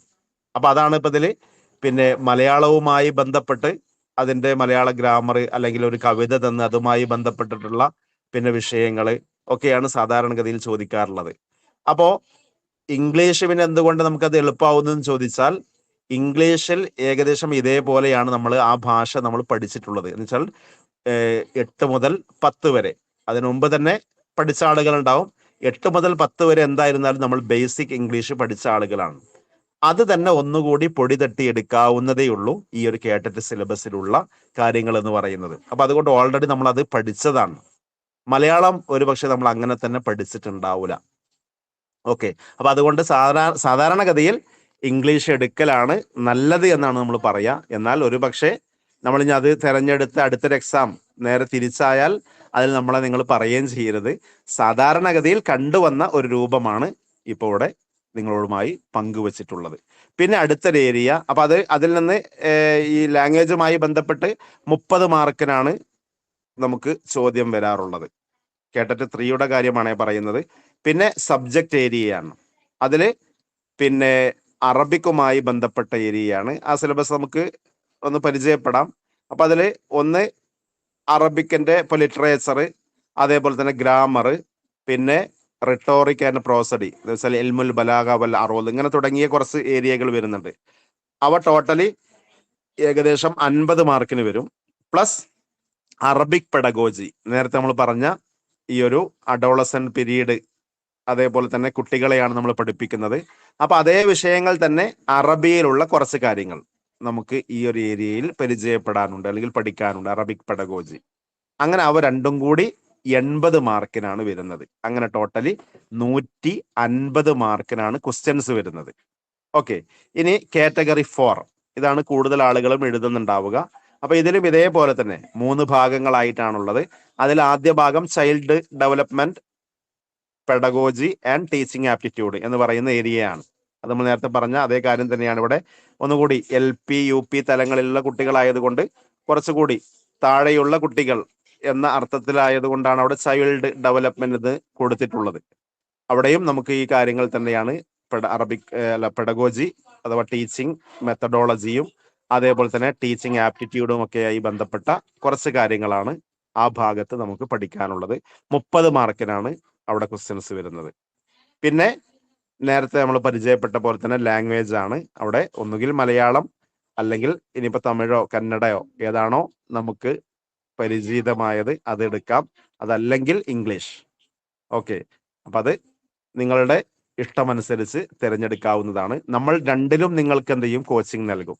അപ്പോൾ മലയാളമാണ് നിങ്ങൾ ചൂസ് ചെയ്യുന്നതെങ്കിൽ നിങ്ങൾ എന്ത് ചെയ്താൽ മലയാളം പഠിച്ചാൽ മതി. ഇനി അതല്ല ഇംഗ്ലീഷാണ് തിരഞ്ഞെടുക്കുന്നതെങ്കിൽ നിങ്ങൾക്ക് എന്ത് ചെയ്യാം? ഇംഗ്ലീഷ് തിരഞ്ഞെടുക്കാവുന്നതാണ്. ഈ രണ്ടിലാണ് നമ്മൾ നിങ്ങൾക്ക് ക്ലാസ്സുകൾ നൽകുക. ഓക്കെ, അപ്പൊ അത് 40 മാർക്കിനാണ് ക്വസ്റ്റ്യൻസ് വരുന്നത്. അപ്പൊ അവിടെ 40, 30, 70 ആയി. ഇനി ബാക്കിയുള്ള 80 മാർക്ക് നേരത്തെ പറഞ്ഞ അതേപോലെ തന്നെയാണ് അറബിക്കിന്റെ ഭാഗങ്ങൾ, അതേപോലെ തന്നെ അതിൽ തന്നെ അറബിക് പെഡഗോജി, അവ രണ്ടും കൂടെ 80 മാർക്കിനാണ് നമുക്ക് ക്വസ്റ്റ്യൻസ് വരുന്നത്. അങ്ങനെ ടോട്ടലി 150 മാർക്ക്. ഇനിയിപ്പോ 150 മാർക്കിന് ക്വസ്റ്റ്യൻ ഉണ്ട്, പക്ഷെ ഈ 150 ക്വസ്റ്റ്യനും നമ്മൾ കറക്റ്റ് ആൻസർ ചെയ്യണമെന്നില്ല. നമുക്ക് ക്വാളിഫൈ ചെയ്യാൻ ആകെ നമുക്ക് വേണ്ട മാർക്ക് എന്ന് പറയുന്നത് ടോട്ടൽ മാർക്ക് 150 മാർക്കാണ്. പക്ഷെ ഇതിൽ നമ്മൾ നേടേണ്ടത് ജനറൽ കാറ്റഗറിയിലുള്ള ആളുകളാണെങ്കിൽ അവരെ സംബന്ധിച്ചിടത്തോളം 60% മാർക്ക് നേടിയാൽ മതി. 150ന്റെ 60% എന്ന് പറയുമ്പോൾ 90 മാർക്കാണ് ജനറൽ കാറ്റഗറിയിലുള്ള ആളുകൾ. എന്നാൽ മിക്കവാറും ഈ എക്സാം എഴുതുന്ന ആളുകളൊക്കെ, നമ്മുടെ കൂട്ടത്തിലുള്ള ആളുകളൊക്കെ മിക്കവാറും OBC കാറ്റഗറിയിലായിരിക്കും. അപ്പോ അതിലിപ്പോ ഇനി SC, അതേപോലെ ST, പിന്നെ ഇനി ഫിസിക്കലി എന്തെങ്കിലും പിന്നെ ഹാൻഡിക്യാപ്ഡ് ആയിട്ടുള്ള ആളുകൾ ഉണ്ടെങ്കിൽ അവർക്കൊക്കെ ഇതിൽ ഇളവുണ്ട്. അതേപോലെ തന്നെ OBC-കാർക്കും. ഈ ആളുകൾക്കൊക്കെ നേടേണ്ടത് വെറും 55% മാർക്കേ നേടേണ്ടതുള്ളൂ. 150ന്റെ 55% എന്ന് പറയുമ്പോൾ വെറും 82 മാർക്ക്. അപ്പോ 150ൽ 82 മാർക്ക്, അല്ലെങ്കിൽ 82 ഓരോ ക്വസ്റ്റ്യനും ഓരോ മാർക്ക് വീതാണ്. അപ്പോ 82 മാർക്ക് നേടിയാൽ നമുക്ക് കേട്ടറ്റ് എന്ന കടമ്പ കടക്കാൻ സാധിക്കും. ഇത് കുറച്ച് സമയം നമ്മളൊന്ന് ചെലവഴിക്കുകയാണെങ്കിൽ തീർച്ചയായും നമുക്കൊക്കെ നേടാവുന്നതേയുള്ളൂ. അപ്പോ 1-2 തവണയൊക്കെ എഴുതിയിട്ട് കിട്ടാത്ത ആളുകളോട് പറയാനുള്ളത്, നിങ്ങൾ ശ്രമിച്ചിട്ടില്ല എന്നൊന്നുമല്ല, ഒരുപക്ഷെ നന്നായി ശ്രമിച്ച ആളുകൾ നമ്മുടെ കൂട്ടത്തിലുണ്ടാവും. അപ്പോ അങ്ങനെയൊക്കെ ആണെങ്കിലും കുറച്ചുകൂടെ നമ്മൾ എന്ത് ചെയ്യുക, ഒന്നുകൂടി എയിം ചെയ്തുകൊണ്ട് സമയം ചെലവഴിക്കുകയാണെങ്കിൽ ഇത്തവണ തന്നെ നമുക്ക് ഇൻഷാ അള്ളാ കേട്ടിട്ട് ക്വാളിഫൈ ചെയ്യാം. അടുത്തത് ഒരു PSC എക്സാം വരുമ്പോൾ ആ എക്സാമിന് നമുക്ക് എന്തായിരുന്നാലും അറ്റൻഡ് ചെയ്യുകയും ചെയ്യാം. ഓക്കെ, അപ്പൊ ആ അർത്ഥത്തിൽ ഇത്തവണ തന്നെ ഞാൻ കേട്ടിട്ട് ക്വാളിഫൈ ചെയ്യും എന്ന് നിങ്ങൾ പ്രതിജ്ഞ എടുക്കുകയും, എന്നിട്ട് എന്ത് ചെയ്യാന്ന് വെച്ചാൽ, നമ്മളിപ്പോ സാധാരണഗതിയിൽ നമുക്കൊരു സന്തോഷം ഉണ്ടായാൽ നമ്മൾ അറിയിക്കാറുള്ളത് നമുക്കറിയാം, ഒന്നുകിൽ സ്റ്റാറ്റസ് വെക്കും, അല്ലെങ്കിൽ നമ്മുടെ ഇഷ്ടപ്പെട്ട ആളുകൾക്ക് നമ്മൾ അത് എന്ത് ചെയ്യും, അയച്ചു കൊടുക്കും. അല്ലെ, ഞാൻ കേട്ടിട്ട് ക്വാളിഫൈ ചെയ്തു, അതേപോലെ തന്നെ പിന്നെ എനിക്ക് കേട്ടിട്ട് കിട്ടി എന്നൊക്കെ പറഞ്ഞ് നമ്മൾ എന്ത് ചെയ്യും, അയച്ചു കൊടുക്കേ, അല്ലെങ്കിൽ സ്റ്റാറ്റസ് വെക്കേ, ഇനി സോഷ്യൽ മീഡിയകളിലൂടെ നമ്മൾ അയച്ചു കൊടുക്കുകയൊക്കെ ചെയ്യും. അപ്പോ അത് നമ്മൾ എന്താ ഇപ്പൊ തന്നെ എന്ത് ചെയ്യുക, നമ്മൾ ശരിക്കും കാണുക. നമ്മൾ സാധാരണ ഒരു കാര്യം എയിം ചെയ്യുക, പിന്നെ അത് എന്ത് ചെയ്യുക, വിഷ്വലൈസ് ചെയ്യുക എന്ന് പറയും. അത് ഇതിൽ പ്രധാനപ്പെട്ട ഒരു കാര്യമാണ്. നേരത്തെ നമ്മൾ പറഞ്ഞു അല്ലെ, ഒരു വീട് ഉണ്ടാക്കണം എന്ന് നമ്മൾ ആഗ്രഹിച്ച ഒരു യാത്ര ചെയ്യുകയാണെങ്കിൽ പിന്നെ നമ്മൾ വീട് പണി കണ്ടുകൊണ്ടേയിരിക്കും. അതേപോലെ തന്നെ ഒരു ഡ്രസ്സ് എടുക്കണം എന്ന് നമ്മൾ ആഗ്രഹിച്ച് ഒരു യാത്ര ചെയ്യുകയാണെങ്കിൽ പിന്നെ ആ ഡ്രസ്സുകൾ നമ്മൾ കണ്ടുകൊണ്ടേയിരിക്കും. വാഹനം എടുക്കണം എന്ന് നമ്മൾ ആഗ്രഹിച്ച് യാത്ര ചെയ്യുകയാണെങ്കിൽ പിന്നെ അതേ രൂപത്തിലുള്ള വാഹനങ്ങൾ നമ്മൾ കണ്ടുകൊണ്ടേയിരിക്കും എന്ന് പറഞ്ഞ പോലെ, നമ്മൾ നമ്മുടെ വിജയം വിഷ്വലൈസ് ചെയ്ത് കഴിഞ്ഞാൽ പിന്നെ സ്വാഭാവികമായിട്ടും നമ്മൾ എവിടെ എത്ര തിരക്ക് ഉണ്ടെങ്കിലും കുറഞ്ഞ സമയം നമ്മൾ പഠനത്തിന് വേണ്ടി മാറ്റിവെക്കുക തന്നെ ചെയ്യും. വായിക്കുന്ന സമയത്ത് തീർച്ചയായും നമ്മുടെ മനസ്സിലേക്ക്, മൈൻഡിലേക്ക് കയറുക തന്നെ ചെയ്യും. അല്ലെ, ഇപ്പൊ സാധാരണ എക്സാമിനോട് അടുപ്പിച്ച് അല്ലെ, നമ്മൾ ഏതെങ്കിലും തലത്തിൽ കഴിഞ്ഞ കാലങ്ങളിൽ എക്സാം എഴുതിയ ആളുകളാണ്. എത്ര സമയം നമ്മുടെ മുമ്പിൽ ഉണ്ടെങ്കിലും മിക്കവാറും നമ്മളൊക്കെ കാര്യമായി പുസ്തകം എടുത്തു നോക്കുന്ന സമയം ഹാൾ ടിക്കറ്റ് വന്ന സമയത്തായിരിക്കും, അല്ലെങ്കിൽ എക്സാമിനോട് അടുപ്പിച്ച സമയം. ആ സമയത്ത് വായിക്കുന്ന സമയത്ത് നമ്മൾ തന്നെ പറയും, ഞാൻ കുറച്ച് മുമ്പ് നോക്കിയിരുന്നെങ്കിൽ എനിക്ക് എന്തായിരുന്നാലും കുറച്ചുകൂടി കൂടുതൽ മാർക്ക് കിട്ടുമായിരുന്നു. കാരണം ഇപ്പൊ വായിക്കുന്ന എല്ലാം മനസ്സിലാവുന്നുണ്ട്. അത് നമ്മൾ നേരത്തെ അതേ രൂപത്തിൽ വായിക്കുകയാണെങ്കിൽ, അല്ലെങ്കിൽ ആ രൂപത്തിൽ നമ്മൾ ശ്രമിക്കുകയാണെങ്കിൽ ഒരുപക്ഷെ നമുക്ക് അത്ര തന്നെ മൈൻഡിലേക്ക് കയറൂല. എന്താ കാരണം, ആ സമയം ആണ് നമുക്കിത് എങ്ങനെയെങ്കിലും കിട്ടണം എന്ന് തോന്നിയ സമയം. അപ്പൊ അതേ രൂപത്തിൽ ഇപ്പൊ നമ്മുടെ വിജയം നമ്മൾ കണ്ടുകൊണ്ടാണ് നമ്മൾ പഠനവേദിയിലേക്ക് ഇറങ്ങുന്നതെങ്കിൽ, ഒരുപക്ഷെ നിങ്ങളിപ്പോ ഈ കോഴ്സിന് ജോയിൻ ചെയ്ത സമയത്ത് ഒരുപക്ഷെ നമ്മുടെ കുടുംബത്തിൽ ആളുടെയെങ്കിലും പ്രേരണ കൊണ്ടോ, അതല്ലെങ്കിൽ ആർക്കെങ്കിലും ഒരാൾക്ക് കിട്ടിയത് കണ്ട് അപ്പൊ അവരൊക്കെ PSCക്ക് അപ്ലൈ ചെയ്തു, ഒരുപക്ഷെ അവരൊക്കെ ഇപ്പൊ ജോലിയിൽ കയറിയത് നമ്മൾ കണ്ടു. അതിനുശേഷം അപ്പൊ വന്നൊരു മോട്ടിവേഷൻ അനുസരിച്ച് നമ്മൾ വെറുതെ ജോയിൻ ചെയ്തു. പിന്നെ ആ മോട്ടിവേഷനൊക്കെ നമുക്ക് നഷ്ടപ്പെട്ട് വെറുതെ ഇങ്ങനെ ഏതായാലും ഇപ്പൊ ലൈവ് ഉണ്ട്, ഒന്ന് കയറി നോക്കുക എന്ന രൂപത്തിൽ ആരെങ്കിലും നിൽക്കുന്നുണ്ടെങ്കിൽ അവരോടൊക്കെ പറയാനുള്ളത്, ഇനി നമ്മൾ എന്ത് ചെയ്യുക, ആ ഒരു ലെവലിൽ നിന്ന് മാറിയിട്ട് ഞാൻ നേരത്തെ പറഞ്ഞ പോലെ ഞാൻ കേട്ടിട്ട് ക്വാളിഫൈ ചെയ്തു എന്ന് നമ്മൾ ഒരു 4 മാസം അല്ലെങ്കിൽ 5 മാസം കഴിഞ്ഞ് എക്സാം കഴിഞ്ഞ് ആ എക്സാമിന്റെ റിസൾട്ട് വരുമ്പോൾ നമ്മൾ അയക്കുന്നത്, അല്ലെങ്കിൽ നമ്മൾ സ്റ്റാറ്റസ് വെക്കുന്നത് ഇപ്പൊ തന്നെ മൈൻഡിൽ കണ്ടുകൊണ്ടാവണം ഇനിയുള്ള നമ്മുടെ മുന്നോട്ടുള്ള പോക്ക്, അല്ലെങ്കിൽ നമ്മുടെ പഠനവുമായി ബന്ധപ്പെട്ട് നമ്മൾ നീങ്ങേണ്ടത് ഇനി ആ രൂപത്തിലാണ്. ഓക്കെ, അപ്പോഴാണ് നമുക്ക് ഇനി ഓരോ സ്റ്റെപ്പും എളുപ്പമായി മാറുക, പഠന ഫീൽഡിലേക്ക് നമ്മൾ എത്തിപ്പെടുക. അപ്പോഴാണ് നമ്മൾ എന്ത് ഈ ഗ്രൂപ്പൊക്കെ ഒന്ന് ഉപയോഗപ്പെടുത്തലും PDF ഒക്കെ വരുമ്പോൾ അതൊന്ന് തുറന്ന് വായിക്കലും, പിന്നെ നമ്മുടെ ക്ലാസ് കേൾക്കേണ്ടതുണ്ട്. കാരണം നമ്മൾ സ്വന്തമായി നമുക്കിതൊക്കെ വേണമെങ്കിൽ നോട്ട് എഴുതി ഉണ്ടാക്കാവുന്നതാണ്. അതിലപ്പുറം കുറച്ച് അധ്യാപകർ കഴിഞ്ഞ കാല എക്സാമുകളൊക്കെ പരിശോധിച്ച് എങ്ങനെയാണ് ക്വസ്റ്റ്യൻ വരുന്നത് എന്നെല്ലാം മനസ്സിലാക്കി ആ ഭാഗങ്ങൾ നമുക്ക് പറഞ്ഞു തരുമ്പോൾ നമുക്ക് ഒന്നുകൂടി എളുപ്പമാവും. അപ്പൊ അതുകൊണ്ടാണ് നമ്മളൊരു പിന്നെ എന്ത് ചെയ്യണത്, ഒരു ലൈൻ സ്വീകരിച്ചുകൊണ്ട് അല്ലെങ്കിൽ ഒരു ടീമിനോടൊപ്പം ജോയിൻ ചെയ്ത് പഠിക്കുന്നത് കൊണ്ടൊക്കെയുള്ള ഗുണമെന്ന് പറയുന്നത് നമുക്ക് സമയ ലാഭമാണ്. അതുപോലെ തന്നെ എങ്ങനെയാണ് കൃത്യമായി എക്സാം വരുന്നത്, എക്സാമിന് ക്വസ്റ്റ്യൻസ് വരുന്നത് എന്നൊക്കെ മനസ്സിലാക്കി ഒരു ക്ലാസ് ലഭിക്കുമ്പോൾ അതിൻ്റെതായ ഗുണങ്ങളുണ്ട്. അപ്പോൾ അതൊക്കെ നിങ്ങൾ കൃത്യമായി ഉപയോഗപ്പെടുത്തി വേണം ഇനിയുള്ള ദിനങ്ങളിൽ നമ്മോട് കൂടെ സഞ്ചരിക്കുവാൻ എന്ന് ഓർമ്മപ്പെടുത്തുകയാണ്. അപ്പൊ ആ രൂപത്തിൽ നിങ്ങൾ ഓരോരുത്തരും കൂടെ ഉണ്ടാവണം എന്ന് ഒന്നുകൂടി ഓർമ്മപ്പെടുത്താണ്. സിലബസ് ഡീറ്റെയിൽഡ് ആയിട്ട് പറയുന്നില്ല, അതിൽ അറബിക്കിന്റെ ഭാഗം മാത്രം. ബാക്കിയുള്ളപ്പോൾ സൈക്കോളജി, അതേപോലെ തന്നെ നമ്മുടെ പിന്നെ ലാംഗ്വേജുമായി ബന്ധപ്പെട്ട, അല്ലെങ്കിൽ അതിൽ മലയാളം അല്ലെങ്കിൽ ഇംഗ്ലീഷ്, അതിൻ്റെയൊക്കെ സിലബസും കൃത്യമായ പിന്നെ ഏതൊക്കെ ഭാഗങ്ങളാണ് നമ്മൾ പഠിക്കേണ്ടത് എന്നുള്ളതൊക്കെ ഇൻഷാ അല്ലാഹ് വരും ക്ലാസ്സുകളിലൂടെ നിങ്ങൾക്ക് മനസ്സിലാക്കാം. അതിൽ അറബിക്കുമായി ബന്ധപ്പെട്ട്, കാരണം 80 മാർക്ക് നമുക്ക് അതിൽ വരുന്നുണ്ട്. അപ്പൊ അതിന്റെ സിലബസ് ജസ്റ്റ് ഒന്ന് നമുക്ക് പരിചയപ്പെടുത്തുകയാണ്. ഇതിലിപ്പോ കാറ്റഗറി 4 അതേപോലെ കാറ്റഗറി 3 രണ്ടിലും ഏകദേശം സെയിം ആണ്. ചിലപ്പോൾ കാറ്റഗറി 3യിൽ കുറച്ചുകൂടെ നമ്മൾ ഒന്നുകൂടി ഊന്നി പഠിക്കേണ്ടി വരും എന്നേ ഉള്ളൂ. എന്നാൽ ഏരിയകൾ രണ്ടും സെയിം തന്നെയാണ്. അപ്പൊ അതിൽ ഇത്രയും ഭാഗങ്ങളാണ് പ്രധാനമായി വരുന്നത്. 3 ഭാഗങ്ങളായി കൊടുത്തിട്ടുണ്ട്. അതൊന്നുകൂടി വലുതാക്കി ഇവിടെ കൊടുത്തതാണ്. അതിലിപ്പോ 80 മാർക്കിന് വരുന്ന ഏരിയകൾ എന്ന് പറയുമ്പോൾ ഏതൊക്കെയാണ്?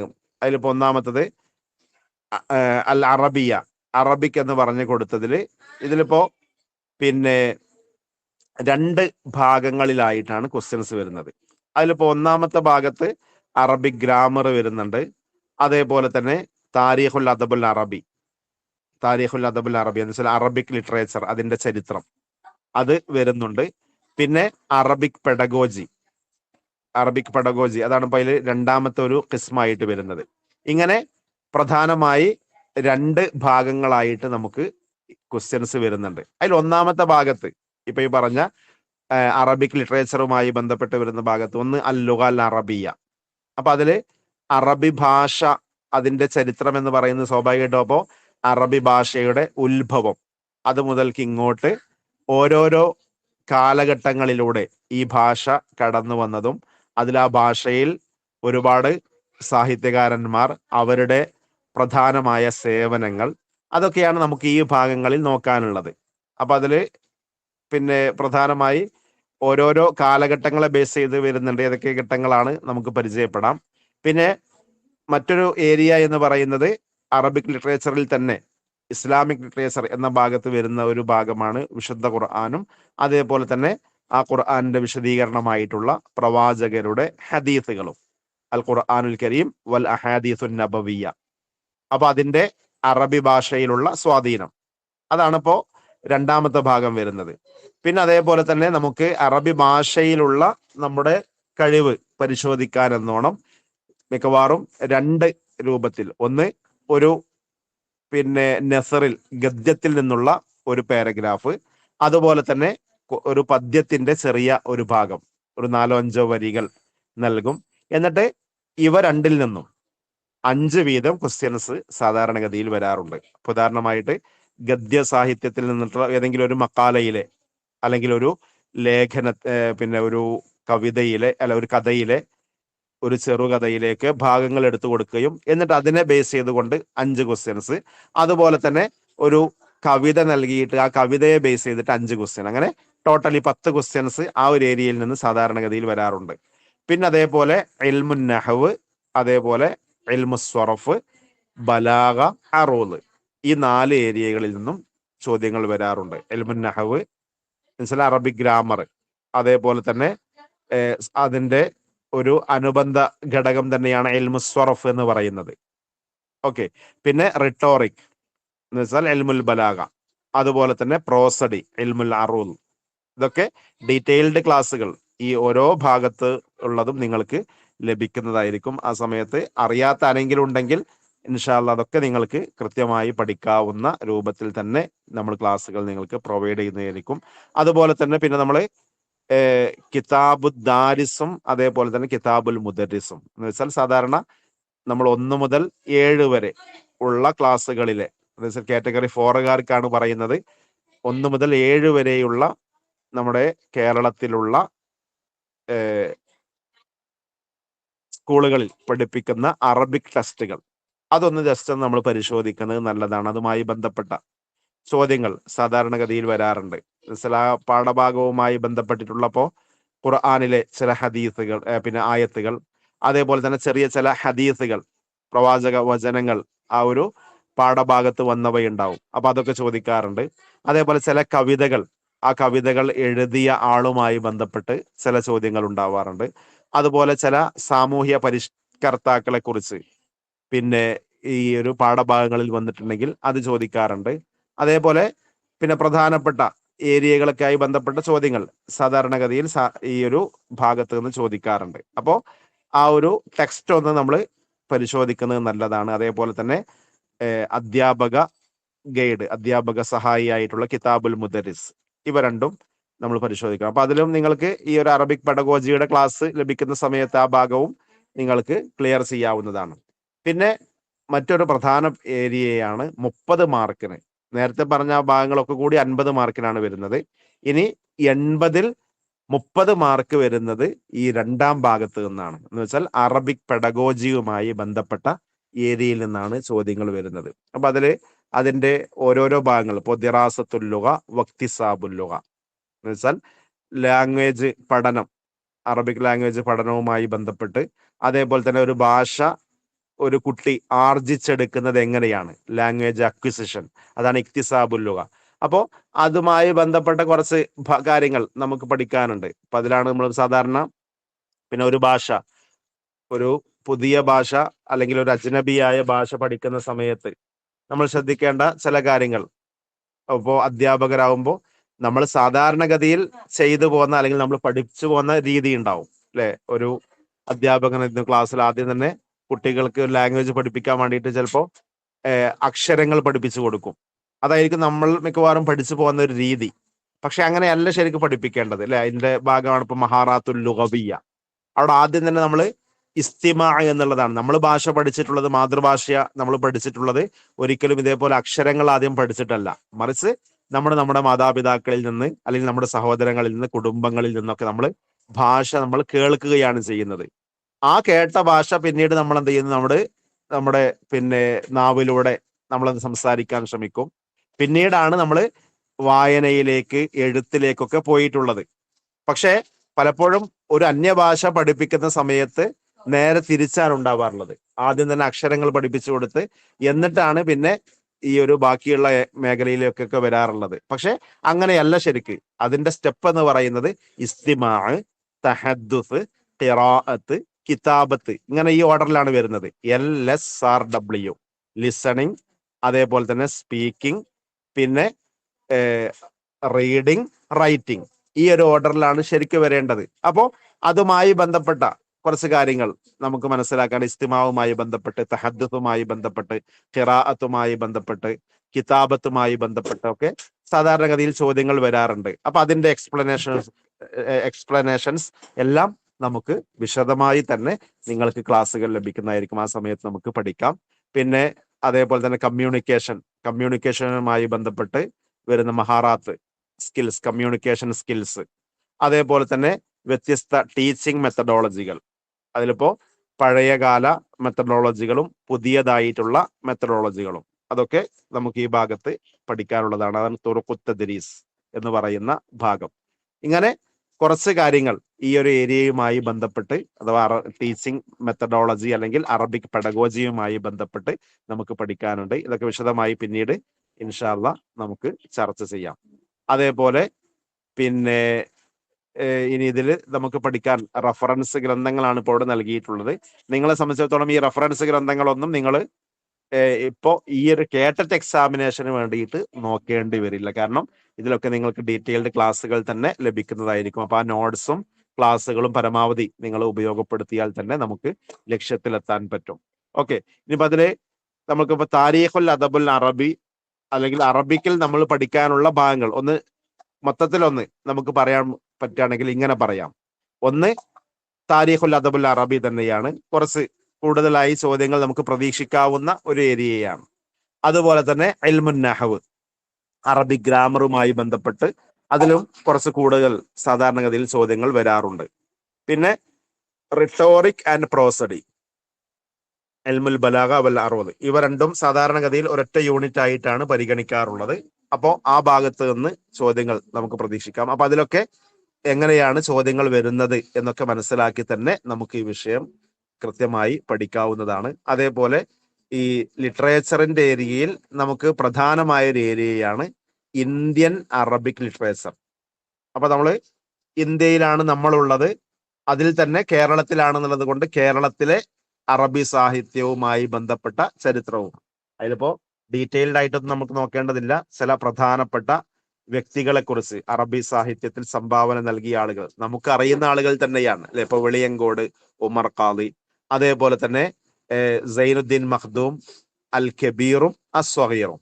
അപ്പോ അവരൊക്കെയായി ബന്ധപ്പെട്ട് അവർ ചെയ്ത പ്രധാനപ്പെട്ട ചില സംഭാവനകൾ, ചില വർക്കുകൾ അല്ലെ. ഇപ്പോ സൈനുദ്ദീൻ മഖ്ദൂം അൽ കബീറിന്റെ പ്രധാനപ്പെട്ട കൃതികൾ, അതേപോലെ തന്നെ അസ്വഗീറിന്റെ പ്രധാനപ്പെട്ട കൃതികൾ, പിന്നെ വെളിയങ്കോട് ഉമർ ഖാദിയുടെ ചില പ്രധാനപ്പെട്ട പിന്നെ സംഭാവനകൾ അറബി ഭാഷയുമായി ബന്ധപ്പെട്ട്, അങ്ങനെ കുറച്ച് കാര്യങ്ങളാണ് നമുക്ക് ഈ ഏരിയയിൽ പഠിക്കാനുള്ളത്. ഒക്കെ ഇൻഷാ അല്ലാഹ് നമുക്ക് ഡീറ്റെയിൽഡ് ആയിട്ട് തന്നെ പിന്നീട് ചർച്ചയിൽ വരുന്നതായിരിക്കും, ക്ലാസ്സുകളിലൂടെ നിങ്ങൾക്ക് ലഭിക്കും. പിന്നെ തുറക്കു തദ്രീസ് എന്ന് പറയുന്ന നേരത്തെ നമ്മൾ പറഞ്ഞു, ടീച്ചിങ് മെത്തഡോളജി, അതിൽ അറബിക് പെഡഗോജിയുമായി ബന്ധപ്പെട്ട ഏരിയ. അതേപോലെ ട്രാൻസ്ലേഷൻ കേട്ടിട്ടിൽ അങ്ങനെ കൂടുതലായി വരാറില്ല, എന്നാലും മിക്കവാറും എക്സാമുകളിലൊക്കെ 2-3 ക്വസ്റ്റ്യൻസ് ഒക്കെ സാധാരണഗതിയിൽ വരാറുണ്ട്. അപ്പൊ അതിലും നമുക്ക് വേണ്ട ചില ഭാഗങ്ങൾ, ശ്രദ്ധിക്കേണ്ട ചില ഭാഗങ്ങളുമായി ബന്ധപ്പെട്ട ക്ലാസ്സസ് ലഭിക്കുന്നതായിരിക്കും. പിന്നെ മാലൂമാത്ത് ആമ്മ എന്ന് വെച്ചാൽ ജനറൽ നോളജ്, അതിലിപ്പോ അറബി ഭാഷയാണ് നമ്മൾ പഠിക്കുന്നത്. അപ്പോൾ അറബ് ലോകവുമായി ബന്ധപ്പെട്ട ഒരു ധാരണ നമുക്കുണ്ടാവേണ്ടതുണ്ട്. ഉദാഹരണമായിട്ട് ഇപ്പോ സിമ്പിളായി പറയുകയാണെങ്കിൽ നമ്മളിപ്പോ അറബി രാഷ്ട്രങ്ങൾ, അതിലിപ്പോ പിന്നെ ചില രാഷ്ട്രങ്ങളുടെ നാണയങ്ങളെ കുറിച്ച് ചോദിക്കാറുണ്ട്. അതേപോലെ ക്യാപിറ്റൽ, ഉദാഹരണമായിട്ട് സൗദി അറേബ്യയുടെ ക്യാപിറ്റൽ ഏതാണ്, ആസിമ അദ്ദൗല അസൗദിയ എന്നൊക്കെ സാധാരണഗതിയിൽ ചോദിക്കാറുണ്ട്. നമുക്കറിയുന്ന കാര്യങ്ങൾ തന്നെ ഒന്ന് കൃത്യമായി മാറാത്ത രൂപത്തിൽ ഒന്ന് ഉറപ്പിച്ചു വെക്കുക എന്നുള്ളത് മാത്രമേ ആ ഒരു ഏരിയയിൽ നമുക്ക് ചെയ്യേണ്ടതുണ്ടാവുള്ളൂ. എന്തായിരുന്നാലും ആ ഭാഗത്ത് നിന്നും നിങ്ങൾക്ക് ക്ലാസ്സുകൾ ലഭിക്കുന്നതായിരിക്കും. അതിലിപ്പോ താരീഖുൽ അദബുൽ അറബിയാണ് നമുക്ക് കുറച്ച് കൂടുതലായി പഠിക്കാനുണ്ടാവുക. ഇത്രയും ഏരിയകൾ എന്തായിരുന്നാലും നമ്മൾ നോക്കേണ്ടതാണ്. എന്ന് വെച്ചാൽ ഒന്ന് പ്രീ ഇസ്ലാമിക് പീരീഡ്, നമ്മൾ സാധാരണ അസ്റുൽ ജാഹിലി എന്ന് പറയുന്ന ഏരിയ. അപ്പോൾ ആ കാലഘട്ടത്തിലുള്ള അറബി സാഹിത്യ ചരിത്രം കുറച്ച് കൂടുതലായി നമുക്ക് നോക്കേണ്ട ഒരു ഏരിയയാണ്. പിന്നെ തൊട്ടടുത്ത് വരുന്നത് അസ്റുൽ ഇസ്ലാമിയാണ്, ഇസ്ലാമിക് പീരീഡിലുള്ള അറബി സാഹിത്യ ചരിത്രം. അതുപോലെ തന്നെ ആ ഇസ്ലാമിക് പീരീഡിനോടനുബന്ധമായി തന്നെ വരുന്ന ഒരു ഭാഗമാണ് അസ്റുൽ ഉമവി കാലഘട്ടം, അക്കാലഘട്ടത്തിലുള്ള അറബി സാഹിത്യ ചരിത്രം. പിന്നെ അറബി സാഹിത്യത്തിന്റെ സുവർണ കാലഘട്ടം, അസ്റുദ്ദഹബി എന്ന പേരിൽ അറിയപ്പെടുന്ന കാലഘട്ടമാണ് തൊട്ടടുത്ത് വരുന്ന കാലഘട്ടം, അബ്ബാസി കാലഘട്ടം. ഒരുപാട് സംഭാവനകൾ അറബി സാഹിത്യത്തിൽ ലഭിച്ചിട്ടുള്ള അല്ലെങ്കിൽ ഉണ്ടായിട്ടുള്ള ഒരു ഏരിയയാണ് അബ്ബാസി കാലഘട്ടം. അപ്പൊ കുറച്ച് കൂടുതലായിട്ട് സാഹിത്യകാരന്മാരെ നമുക്ക് പരിചയപ്പെടാനുള്ള, ഗ്രന്ഥങ്ങളെ പരിചയപ്പെടാനുള്ള ഒരു ഭാഗമാണ് അബ്ബാസി കാലഘട്ടം. അതേപോലെ തന്നെ ഈ അബ്ബാസി കാലഘട്ടത്തിന്റെ അതേ സന്ദർഭത്തിൽ വരുന്ന സ്പെയിൻ അല്ലെ, സ്പെയിൻ നമുക്കറിയുന്ന പ്രദേശമാണ്. അപ്പൊ അവിടെയുള്ള അറബി സാഹിത്യവുമായി ബന്ധപ്പെട്ട് കുറച്ച് കാര്യങ്ങൾ എപ്പോഴും ചോദിക്കുന്ന കുറച്ച് കാര്യങ്ങളുണ്ട്. അത് മാത്രമേ നമ്മൾ അവിടെ പഠിക്കേണ്ടതുള്ളൂ, ഡീറ്റെയിൽഡ് ആയിട്ടൊന്നും പഠിക്കേണ്ടതില്ല കേട്ടിട്ടുണ്ടാവുമ്പോൾ. ഓക്കെ, അപ്പോ ആ സ്പെയിൻ ലിറ്ററേച്ചറുമായി ബന്ധപ്പെട്ട് കുറച്ച് കാര്യങ്ങൾ. പിന്നെ മോഡേൺ പീരീഡ് ആണ് അസ്റുൽ ഹദീസ്. ഇതിലിപ്പോ നമുക്കറിയുന്ന കുറച്ച് ആളുകൾ ഉണ്ടാവും അല്ലെ. ഇപ്പോ ഷാഇറുൻ നീൽ എന്ന പേരിൽ അറിയപ്പെടുന്ന ആരാണ് ഷാഇറുൻ നീൽ എന്ന് പറയാൻ പറ്റുമോ പെട്ടെന്ന്? ഷാഇറുൻ നീൽ, ഹാഫിൽ ഇബ്രാഹിം. അതെ, ഹാഫിൽ ബക്ക് ഇബ്രാഹിം അല്ലെ, ഹാഫിൽ ബക്ക് ഇബ്രാഹിം.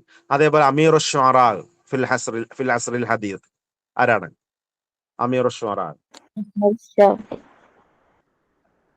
അഹ്മദ് ഷൗഖി അല്ലെ, അഹ്മദ് ഷൗഖി. അപ്പൊ ഇങ്ങനെ നമുക്ക് കുറച്ച് പരിചയമുള്ള ഭാഗവും കൂടിയാണ്. അപ്പൊ അതിൽ കുറച്ചുകൂടെ നമ്മൾ എന്ത് ചെയ്യണം, കുറച്ച് സാഹിത്യകാരന്മാരെ കുറിച്ച്, അവരുടെ കൃതികളെ കുറിച്ച് ഒന്ന് മനസ്സിലാക്കി വെക്കേണ്ടതുണ്ട്. അപ്പൊ അതിൽ കുറച്ച് ഈ അബ്ബാസി കാലഘട്ടം പറഞ്ഞ പോലെ തന്നെയാണ്, കുറച്ച് കൂടുതൽ ഏരിയ വരുന്നുണ്ട്. കാരണം 1798 മുതലാണ് ഈ ഒരു മോഡേൺ പീരീഡ് ആരംഭിക്കുന്നത്. എന്നിട്ടോ ഏത് വരെ ഉണ്ടെന്ന് ചോദിച്ചാൽ നമ്മളിപ്പോ നിവസിക്കുന്ന ഈ കാലഘട്ടം വരെ അസ്റുൽ ഹദീസ് എന്ന ഏരിയയിലാണ് വരിക. അപ്പൊ കുറച്ച് കൂടുതലായിട്ട് നമുക്ക് നോക്കാനുള്ള ഭാഗമാണ്. എന്നാൽ കേട്ടറ്റിനായതുകൊണ്ട് ഡീറ്റെയിൽഡ് ആയിട്ടൊന്നും നമുക്ക് നോക്കേണ്ടതില്ല. ചെറിയ രൂപത്തിലൊക്കെ നമ്മൾ എന്ത് ചെയ്യേണ്ടത് നോക്കി പോവേണ്ടതുണ്ട്. അപ്പൊ ആ ഭാഗവും നിങ്ങൾക്ക് ക്ലാസ് ലഭിക്കും. പിന്നെ അതേപോലെ നേരത്തെ നമ്മൾ പറഞ്ഞ ഇൻഡോ അറബിക് ലിറ്ററേച്ചർ, അപ്പൊ അതില് കേരളത്തിലെ അറബി സാഹിത്യം, അപ്പൊ അതില് മുഹ്യിദ്ദീൻ ആലുവായി അല്ലെ, നമുക്കറിയുന്ന ആളാണ്.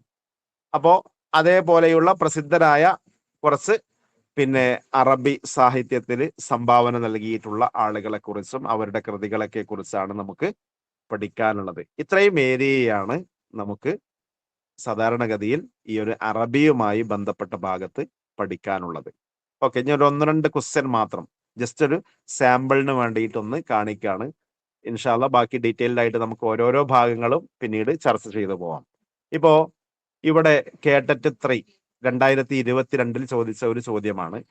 ഇത് കിട്ടിയില്ല എന്ന് വിചാരിച്ച് പ്രശ്നമൊന്നുമില്ല, നിങ്ങൾ ജസ്റ്റ് ഒന്ന് ആൻസർ ചെയ്യാൻ ശ്രമിക്കുക. മൻ ഷാഇറത്തുൽ മർസിയ ഫിൽ അസ്രിൽ ജാഹിലി. ജാഹിലി കാലഘട്ടത്തില് ഷാഇറത്തുൽ മർസിയ എന്ന് വെച്ചാൽ വിലാപകാവ്യം നടത്തിയതില് പ്രസിദ്ധി നേടിയിട്ടുള്ള ഒരാള് താഴെ കൊടുത്തതിലുണ്ട്. അതാരാണെന്നുള്ളതാണ്. ഓക്കെ, തെറ്റിയാലും കുഴപ്പമൊന്നുമില്ല, നിങ്ങൾ ആൻസർ ചെയ്യാൻ ശ്രമിക്കാം. ഓക്കെ, ഓപ്ഷൻ എ ആണ് എന്ന് വെച്ചാൽ ഹൻസ ആണ്. അപ്പൊ ഹൻസ ഇവിടെ ഇപ്പൊ 2 ഹൻസ ഇവിടെ കൊടുത്തിട്ടുണ്ട്. ഒന്ന് ഹൻസ തുമാലിർ ബിൻത് അംർ, അതേപോലെ തന്നെ സെക്കൻഡ് ഓപ്ഷനും അവിടെ ഹൻസ എന്ന് തന്നെയാണുള്ളത്, ഉഖ്തു സുഹൈർ എന്ന് വെച്ചാൽ സുഹൈർ ബിൻ അബി സുൽമ. ജാഹിലി കാലഘട്ടത്തിലെ പ്രസിദ്ധനായ ഒരു കവിയാണ് അല്ലെ, മുഅല്ലഖാത്തിൽപ്പെട്ട ആൾ കൂടിയാണ്, മുഅല്ലഖാത്തിന്റെ കൂട്ടത്തിൽ എണ്ണപ്പെടുന്ന ഒരാൾ കൂടിയാണ് സുഹൈർ ബിൻ അബി സുൽമ. അദ്ദേഹത്തിനും ഉണ്ട് ഒരു ഹൻസ എന്ന് പറയുന്ന സഹോദരി. അവരും കവിയത്രി തന്നെയായിരുന്നു. പക്ഷെ അവരെ കുറിച്ച് നമുക്ക് സാധാരണഗതിയിൽ അങ്ങനെ കൂടുതലായിട്ട് പഠിക്കാനൊന്നുമില്ല. എന്നാൽ ഓപ്ഷൻ എ ഹൻസ എന്ന് പറയുന്നത് അവരുടെ പേര് യഥാർത്ഥത്തിൽ തുമാലിർ ബിൻത് അംർ ബിൻ ഷരീദ് എന്നാണ് അവരുടെ പേര്. അപ്പൊ അവരെ കുറിച്ച് നമുക്ക് ഡീറ്റെയിൽഡ് ആയിട്ട് പഠിക്കേണ്ടതാണ്. അപ്പൊ ഏതായിരുന്നാലും അവരും ഇതേപോലെ അവരാണ് ഇപ്പൊ ഇവിടെ എന്ത് ചെയ്തിട്ടുള്ളത്, ഈ ഒരു പിന്നെ ജാഹിലി കാലഘട്ടത്തില് വിലാപകാവ്യത്തിൽ അറിയപ്പെട്ടിട്ടുള്ള ആൾ. അപ്പൊ അതാണ് ഇപ്പോൾ ഇവിടെ ചോദിച്ചിട്ടുള്ളത്. അവര് 2 പേരെയാണ് വിലപിച്ച് പാടിയിട്ടുള്ളത്. ആരൊക്കെയാണ് അറിയുമോ? ആരെയാണ് അവർ വിലപിച്ച് പാടിയിട്ടുള്ളത്? കേട്ടിട്ടുണ്ടോ? സുഹറ് മുആവിയ. അതെ, അതായത് അവരുടെ സഹോദരന്മാരായിരുന്നു സൊഹർ, അതേപോലെ തന്നെ മുആവിയ. ഈ 2 പേരും എന്ത് ചെയ്തു, ഒരു യുദ്ധത്തിൽ വധിക്കപ്പെടുകയാണ് ചെയ്യുന്നത്. അപ്പൊ അവരെ വിലപിച്ചുകൊണ്ടാണ് ഇവരെന്ത് ചെയ്തിട്ടുള്ളത്, ഒരുപാട് കവിതകൾ രചിച്ചിട്ടുള്ളത്. അപ്പൊ അതുകൊണ്ട് തന്നെ ഇവര് റിസായിലാണ് അറിയപ്പെട്ടിട്ടുള്ളത്. എന്ന് വെച്ചാൽ വിലാപകാവ്യത്തിലാണ് ഇവർ പ്രസിദ്ധി നേടിയിട്ടുള്ളത്, ഹൻസ. മാത്രമല്ല ഇവര് ജാഹിലി കാലഘട്ടത്തിലും ജീവിച്ചു, ഇസ്ലാമിക കാലഘട്ടത്തിലും ജീവിച്ചു. ഈ 2 കാലഘട്ടത്തിലും കവിതകൾ കൂടി രചിച്ചിട്ടുള്ള ആളാണ്.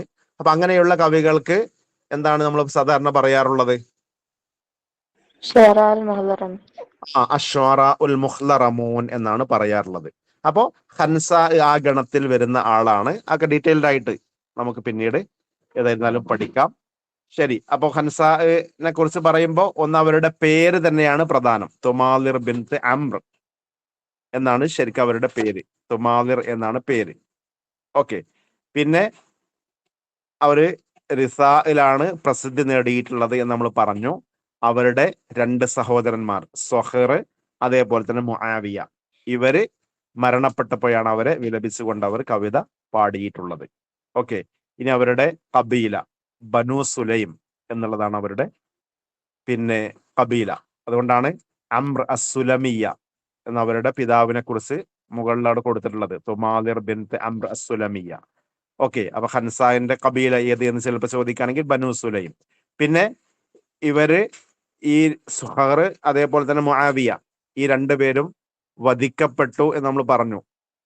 അത് ഏത് യുദ്ധത്തിലാണെന്ന് ചോദിച്ചാൽ യൗമുൽ കിലാബ്, ജാഹിലി കാലഘട്ടത്തിൽ നടന്നിട്ടുള്ള ഒരു യുദ്ധമാണ്. അപ്പോ ഈ യൗമുൽ കിലാബ് എന്ന് പറയുന്ന ആ ഒരു യുദ്ധത്തിലാണ് എന്ത് ചെയ്തിട്ടുള്ളത്, അവര് പിന്നെ വധിക്കപ്പെട്ടിട്ടുള്ളത്.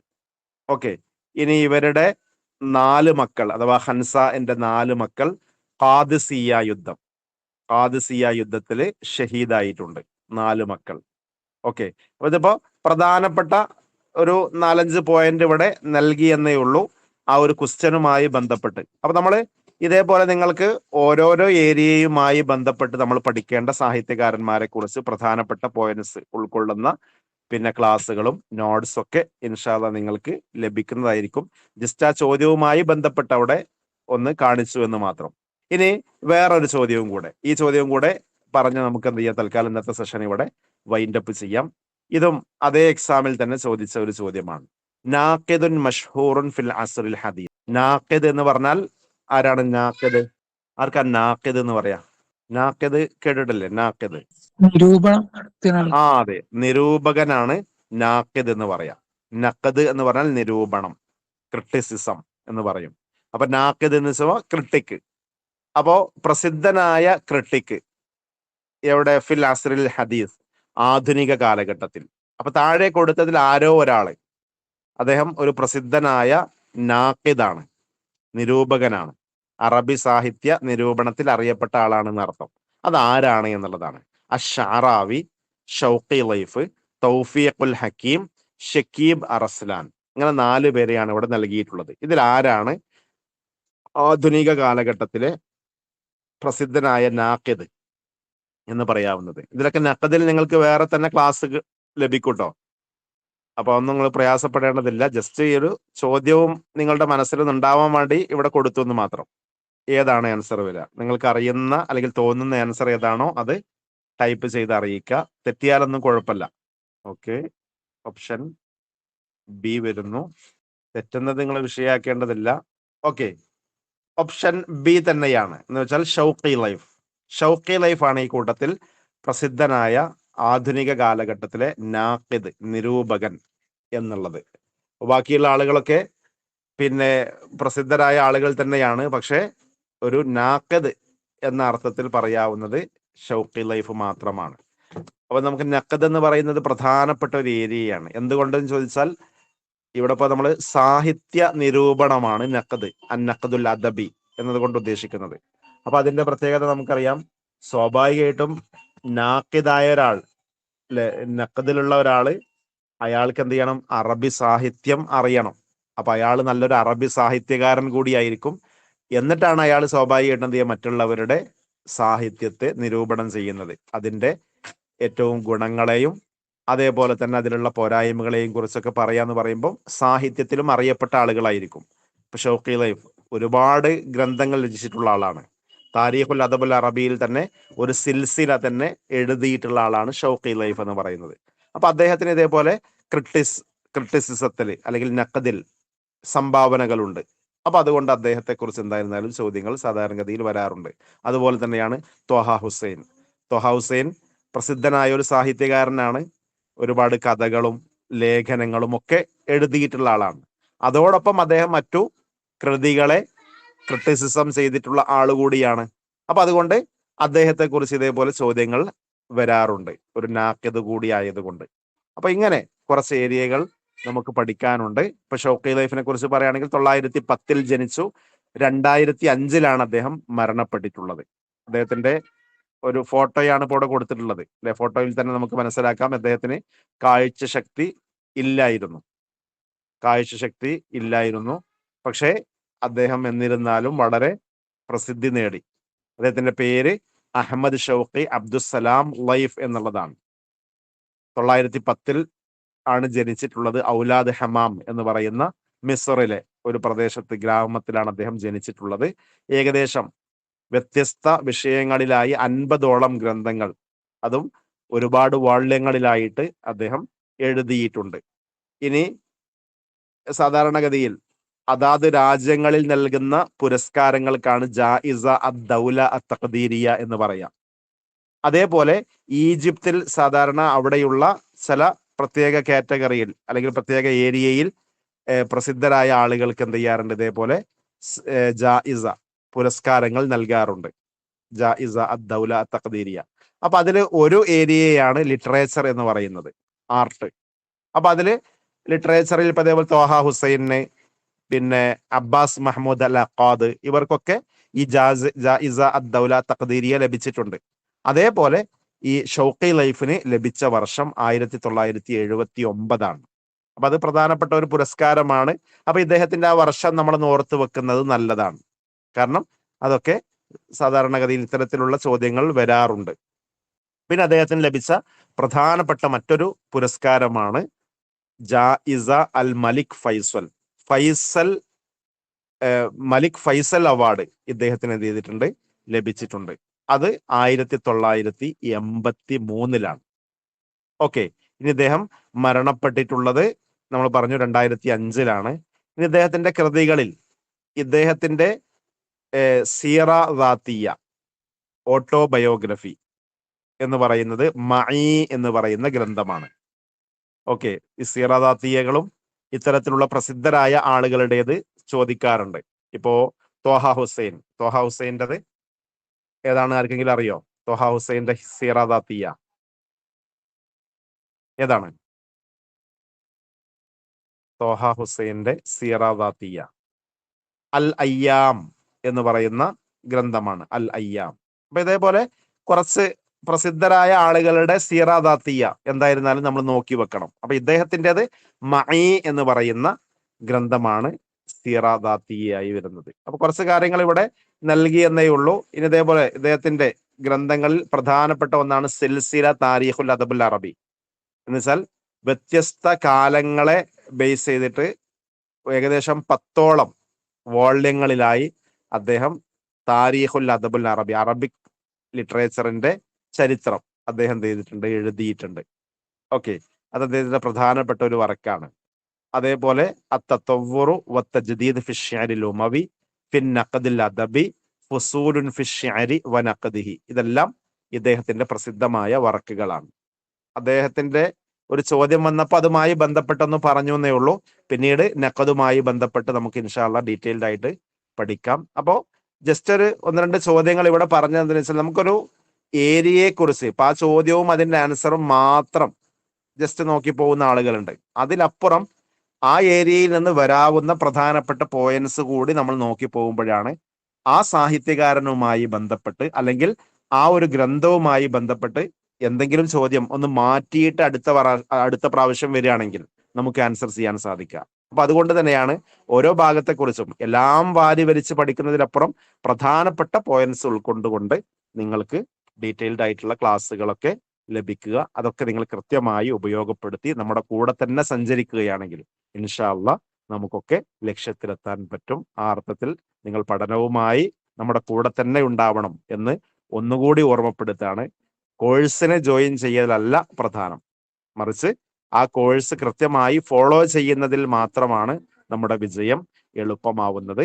അങ്ങനെ നിങ്ങൾ കൂടെ തന്നെ സഞ്ചരിക്കുകയാണ് എങ്കിൽ ഇൻഷാ അല്ലാഹ് നമുക്ക് എല്ലാവർക്കും വേഗത്തിൽ തന്നെ കേട്ടറ്റ് ക്വാളിഫൈ ചെയ്യാം. അങ്ങനെ ഇത്തവണ തന്നെ കേട്ടറ്റ് ക്വാളിഫൈ ചെയ്ത് അടുത്ത PSC എക്സാമിൽ തന്നെ നമ്മൾ അപ്ലൈ ചെയ്ത് ആ PSC എക്സാമിൽ ആദ്യ റാങ്കുകളിലെത്താൻ നമുക്ക് ഓരോരുത്തർക്കും സാധിക്കുമാറാവട്ടെ എന്ന് പ്രാർത്ഥിച്ചുകൊണ്ട് തൽക്കാലം ഈ സെഷൻ ഇവിടെ വൈൻഡപ്പ് ചെയ്യുകയാണ്. ഇത്രയും സമയം ആക്റ്റീവായി പങ്കെടുത്ത നിങ്ങൾക്ക് എല്ലാവർക്കും നന്ദി അറിയിക്കുകയാണ്. ശുക്രൻ അലാ ഹുസ്നി ഇസ്തിമാഇക്കും വലിസ്ഗായിക്കും വ ഇലാഹുന അത്റുക്കുക്കും ഫി റായത്തില്ല.